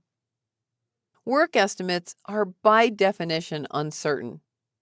They're based on assumptions about work, resource availability, people's experience, productivity, and so on. If your assumptions are off, activity durations might lengthen or shorten. Risks that occur can also affect your project's duration and schedule. For example, a construction project could be delayed by a long stretch of bad weather. Don't build contingency time into individual work package activities. That makes contingency hard to manage and lengthens the schedule unnecessarily.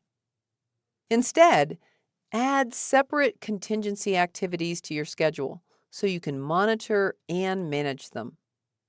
Add contingency activities for specific reasons. For example, to get up to speed on new technology or bring on new people. These contingency activities clearly communicate your reasoning to management and assure them that you aren't simply padding the schedule. Suppose management wants a 90% probability of finishing on or ahead of schedule. With a normal distribution like this one, in statistical analysis, 90% probability of success is halfway between the most likely and worst case duration. If the most likely estimate of duration is 30 weeks and the pessimistic estimate is 36 weeks, the 90% probability of being on time is 33 weeks. For small projects, you can guesstimate the amount of contingency based on project duration, risk, and so on. As you gain experience, you can fine-tune contingency to fit your projects and teams. Start by adding a contingency activity to the end of each sequence of activities. That way, all the activities in the sequence share one buffer. If an activity needs more time, you allocate it to that activity. In the sample project, one of the sequences is writing the manuscript. This sequence has 5 activities with a total duration of 45 days. Let's add a buffer of, say, 5 days, approximately 10% of the duration at the end of the sequence. Next, add additional contingency to the end of each phase or major section. These buffers help address the schedule risk that arises when multiple paths merge in a schedule. Finally, add one more buffer at the end of the project. In the example, there's a 5-day buffer at the end of the training guide production phase, a buffer when the guide is published, and another 5-day buffer at the end of the website work. In addition, there's an 8-day buffer at the end of the project, right before the project closure activities. By adding contingency in this way, you don't have to take action at the first sign of a problem. You can remain focused on keeping the overall project running smoothly. If an activity experiences a delay, you give it some of the buffer at the end of its sequence. If a third of the buffer gets used up, start watching activities more closely, but you still don't have to take any action. When half the buffer gets used up, put plans in place for correcting course if the delays continue. Finally, if 2/3 of the buffer gets eaten up, implement the plans you made. If an activity sequence extends beyond its buffer, you can start using the phase buffers in the same way to protect the project finish date. For example, if a delayed sequence consumes more than a third of a phase buffer, you would evaluate additional options to get the problem under control. By adding contingency to your schedule, your project is more likely to finish on time.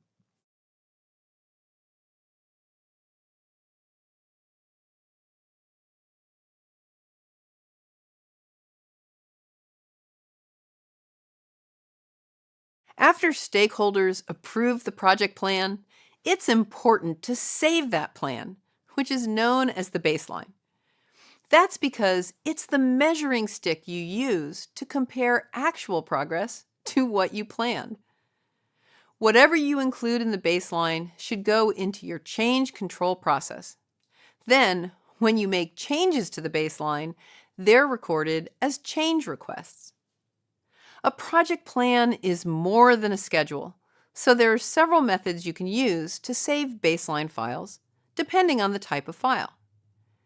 If you're trying to save documents like specifications or requirements, you can store the original versions in a designated baseline folder. Then, if something changes, you can edit a copy of the baseline document and flag the revisions as change requests. Saving baseline values for your project schedule is a different story. Project scheduling programs usually have a feature for saving a baseline. When you save a baseline in this way, the program saves the current approved values like start and finish dates, task duration, work hours, cost, and so on. The benefit of saving a baseline becomes apparent as you record your progress or adjust the schedule. You can compare your planned values and current values to look for changes in dates and costs. In this example, an activity that took longer than planned delays the activities that follow. The start variance shows the amount of delay. In addition, the gray bars in the Gantt chart show when activities were supposed to occur. The blue bars show when the work actually occurred.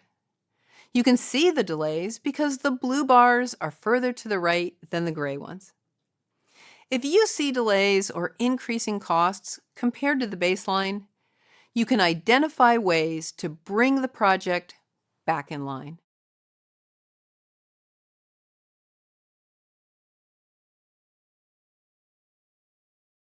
Managing a project means balancing scope, time, cost, resources, and quality. The changes you make to the schedule depend on which factors are important to stakeholders. I will cover all of these in more detail later in this chapter. Because schedule changes can introduce risk, you also have to consider the level of risk stakeholders are willing to accept. Time is often an influential factor, whether you're trying to deliver a product for the peak sales season or beat the competition to market. Once work starts, you watch for schedule problems. If delays begin to threaten the finish date, you can use techniques like fast tracking and crashing to shorten the remaining schedule. If money is more important than time, there are a few ways to change the schedule to reduce costs. You might hire less expensive resources, even if they take longer to complete work, or shorten the schedule to reduce overhead costs. If the finish date, budget, and resources aren't negotiable, cut some of the project scope. This method might shorten the schedule and reduce cost. The key is to cut the least important parts so the project still delivers most of the benefits it's supposed to. Quality is the one factor it's best to leave as is. Reducing quality can lead to problems that take time and money to fix, offsetting any savings you hoped for. Juggling project variables is something you do over the life of your project.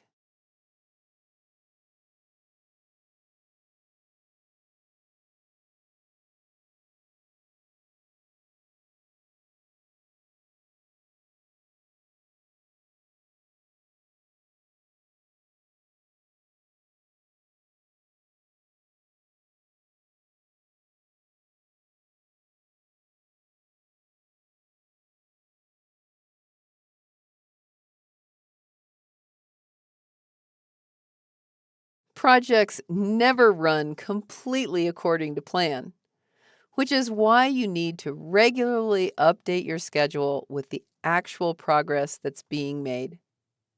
There's no one way to obtain status info from teams. Let's examine best practices for updating progress. That way, you can evaluate and, if necessary, adjust your organization's update processes. First, choose the right frequency for updates. Too often, and your team will waste too much time reporting progress. If updates aren't often enough, you won't respond to issues that arise in a timely way. The right frequency depends on several factors like project duration, complexity, and risk. One approach is to update your schedule more frequently than you report status to management. For example, if you report status every 2 weeks, you might update progress every week. That way, you can proactively identify and resolve issues. Be sure to specify the status date for each update. That way, everyone knows the dividing line between actual and remaining work. You have to decide whether you're going to use duration or work to record progress, and then stick to your decision. Remember, duration is easier to update than work, but doesn't provide as much accuracy. For each activity, you need the following: activity name and/or ID. The actual start date if the activity is in progress. Otherwise, get the estimated start date. If the activity is complete, get the actual finish date. You also need the actual duration or work that's complete. For a true picture of progress, be sure to obtain the estimated remaining duration or work. I have included a progress update file in the exercise file folder for you to use. After recording an update, verify the integrity of the schedule. Completed activities should have actual start and finish dates earlier than the status date. In-progress activities should have actual start dates and actual duration or work all before the status date. Incomplete duration or work should be scheduled after the status date, that is, in the future. Unstarted activities should also be scheduled after the status date. In addition, you might need to add new activities to the schedule or eliminate duration or work for activities that are no longer needed. Review the schedule logic to make sure that all necessary dependencies are in place and reflect the current work sequence. For example, work may be performed in a different order than originally planned, which would require revisions to dependencies. Review the schedule to determine the effects of the update. If necessary, develop plans for responding to issues. Finally, document the update. Explain changes to the schedule logic, important dates, and the critical path. To make updates easy to identify, assign a version number to the update and archive all the update data. Updating a schedule is crucial to knowing where things stand and what to do next, so it's important to do it right.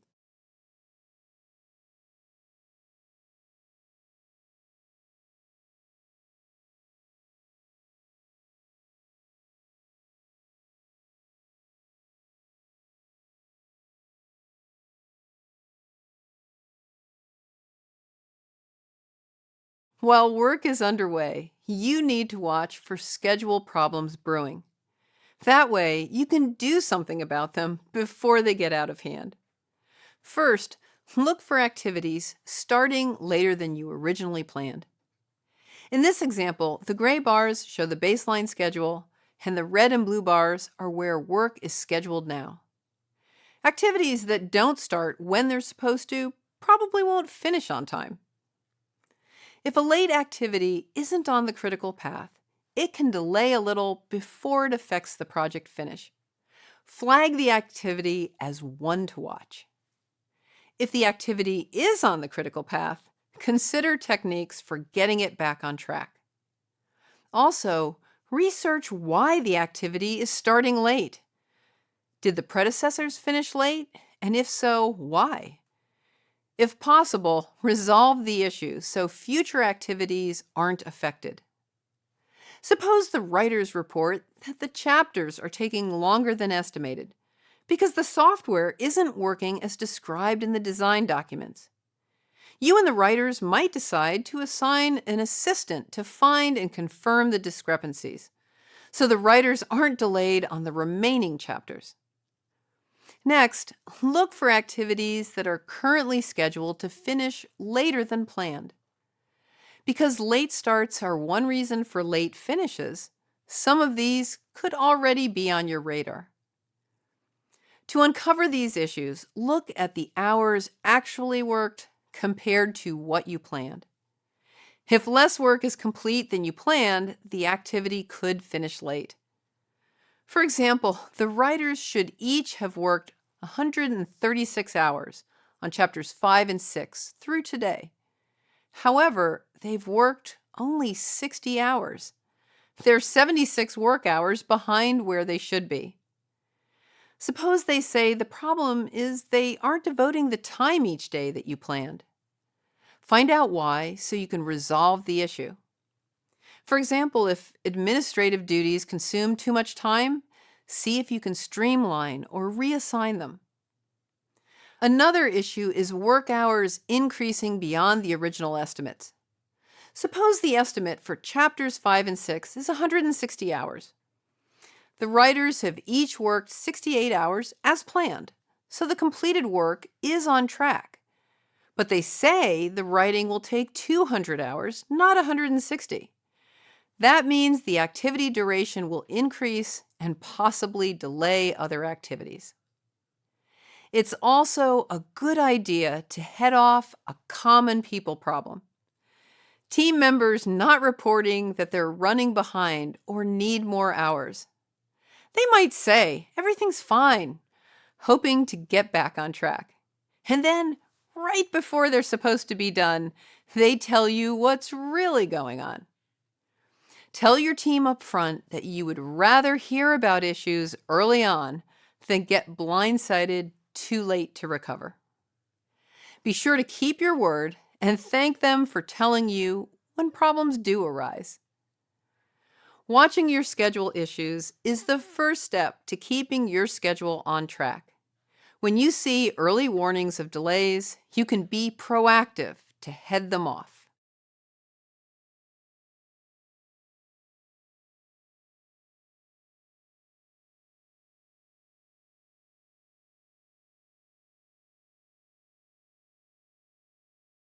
Remember those activities you link together so one starts after the previous one finishes?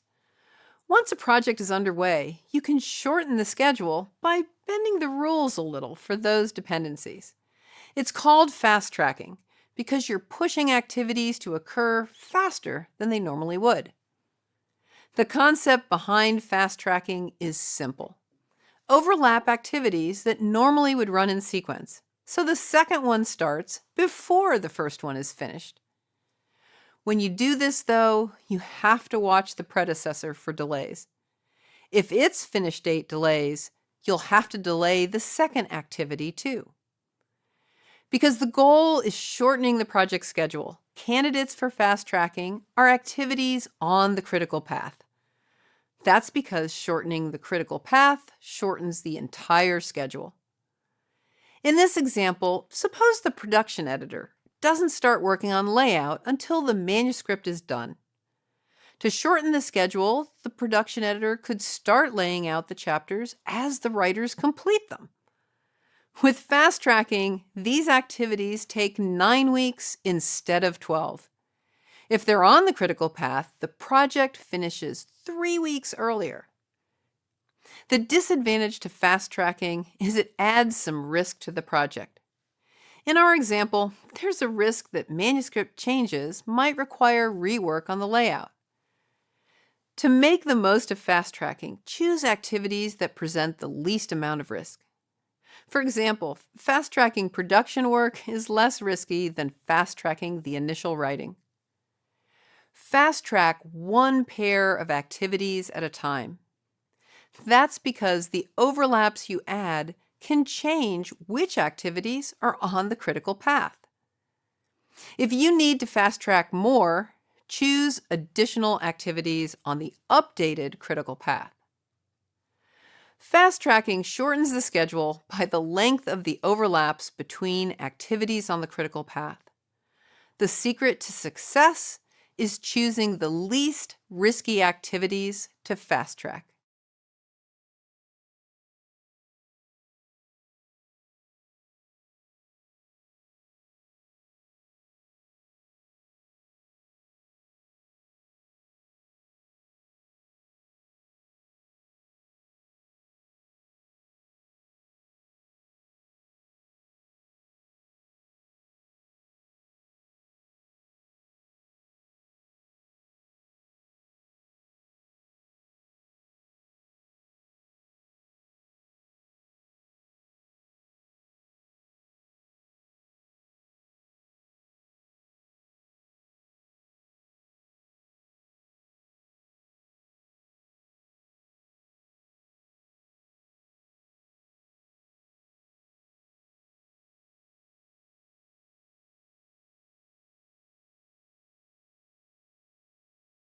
If the project finish date is more important than the budget, spending money to shorten the schedule is an option.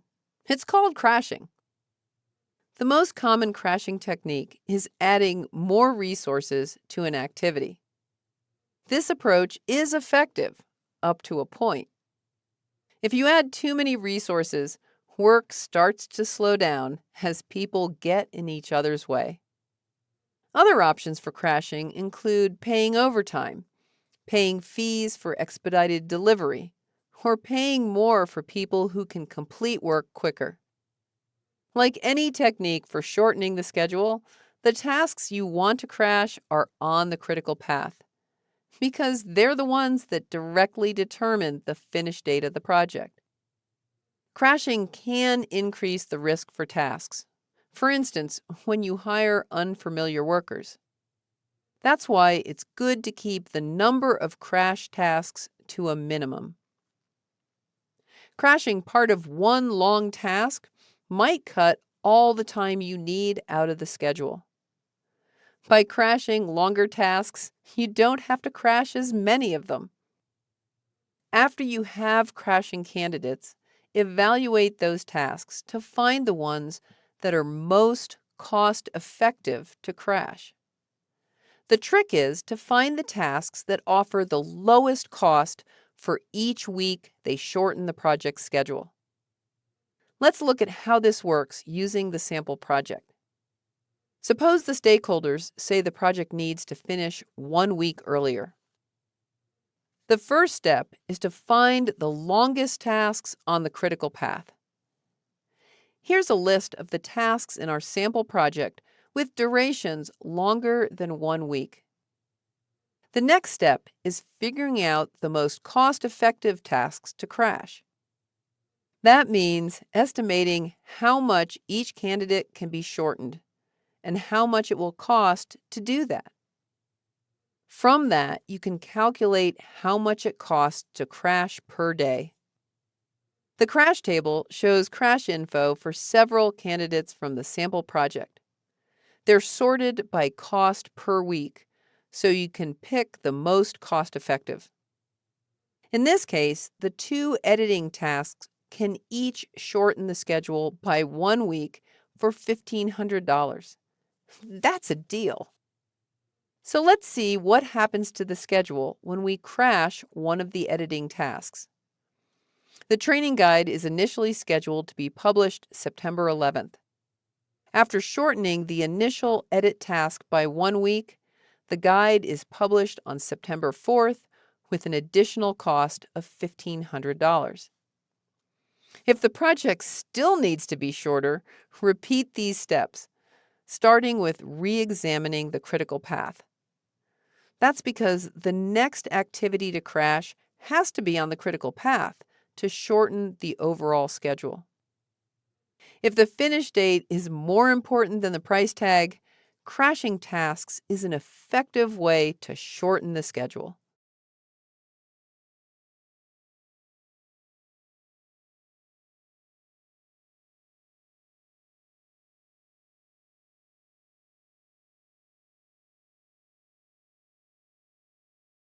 If cost is more important than the finish date, there may be ways to change a schedule to reduce the cost. Start by looking for less expensive resources.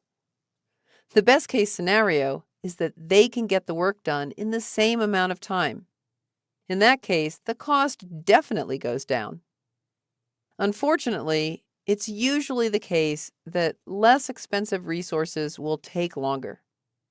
For example, a writer who costs $150 per hour takes 20 hours to do the work. Another writer works for $100 an hour. As long as the cheaper writer can do the project in less than 30 hours, you'll save money. Again, this is a balancing act because often the cheaper labor will take longer. Another approach is to reduce the cost of overtime by lengthening tasks to eliminate the overtime surcharge. For example, say the writer is scheduled to work 20 hours of overtime to finish an activity on time, and that writer gets paid $20 more per hour for overtime. If you opt to delay the finish date to eliminate overtime, the cost of the activity decreases by $400. On the other hand, shortening the duration might save money if you have a project with high overhead cost, such as leased office space or expensive rented equipment. You might have to experiment with different scenarios to figure out which schedule changes will reduce project cost.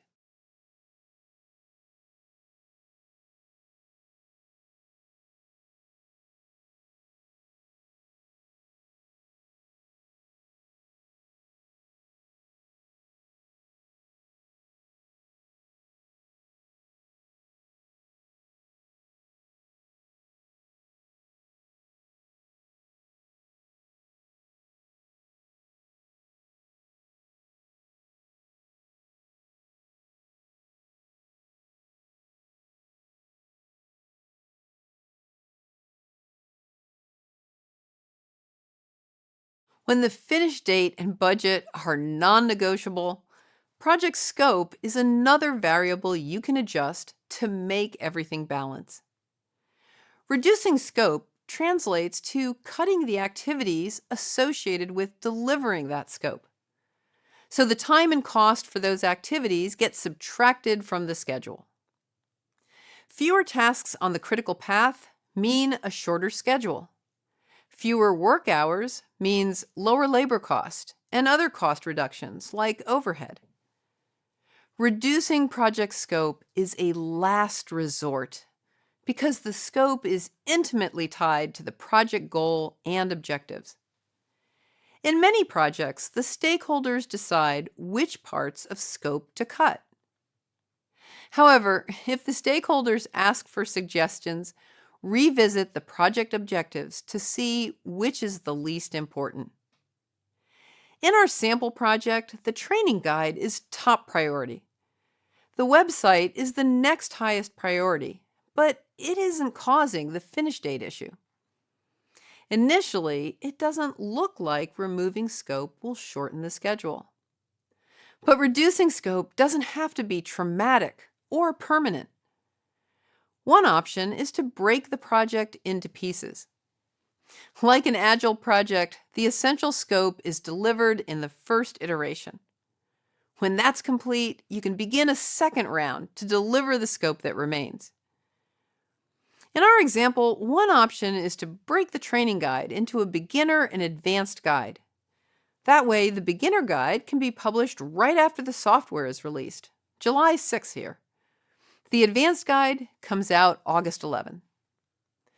Breaking the guide into two pieces does a little fast-tracking to the schedule. It turns out that the entire training guide is available by August 11, almost a month earlier than working on the guide in one piece.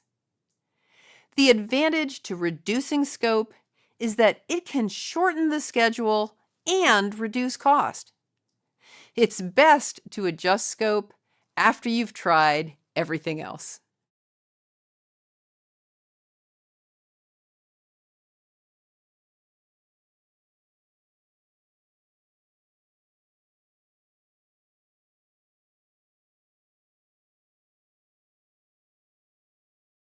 A few simple activities can help you build better schedules and manage them more effectively. First, get training on building schedules, like this course, for example. When you understand best practices for scheduling, you can build more flexible and realistic schedules that make it easier to manage your projects start to finish. Second, institute quality reviews for project schedules. You might simply take time to evaluate your own schedules against a checklist. Or project managers in your organization can hold review meetings to evaluate each other's schedules for correctness. Third, launch processes to collect accurate progress data and compare that information to planned values. Estimates improve significantly when they're based on historical performance. For larger projects, a project assistant is an invaluable aid to the project manager. The project assistant can create and update the schedule and work on other more routine tasks. That leaves the project manager more time to focus on leading, communicating, and achieving business objectives. These are a few things you can begin practicing to improve your project schedules and project performance.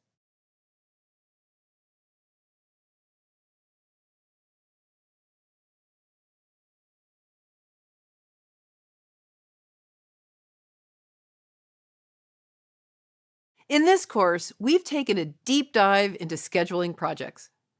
We've explored everything from developing a schedule management plan all the way to updating progress and resolving schedule issues. I hope you feel you've made progress on your endeavor to master project scheduling. As I've discovered over the years, though, there is always more to learn about project management. The more you learn and apply, the easier it will be to deliver projects successfully. If you're new to project management, my course, Project Management Foundations, is a good next step. It introduces the major project management processes and techniques for managing projects successfully. For those that are more advanced in project management, check out my other courses in the library. There are also specialized approaches to scheduling that you can explore. Critical chain project management uses the theory of constraints and buffers to deliver projects on time. Another area that continues to grow in popularity is iterative and agile approaches to scheduling. You can become an even better scheduler by building your skills in other areas of project management, such as risk management, resource management, cost management, quality management, and so on. You can find the topics right here on this platform.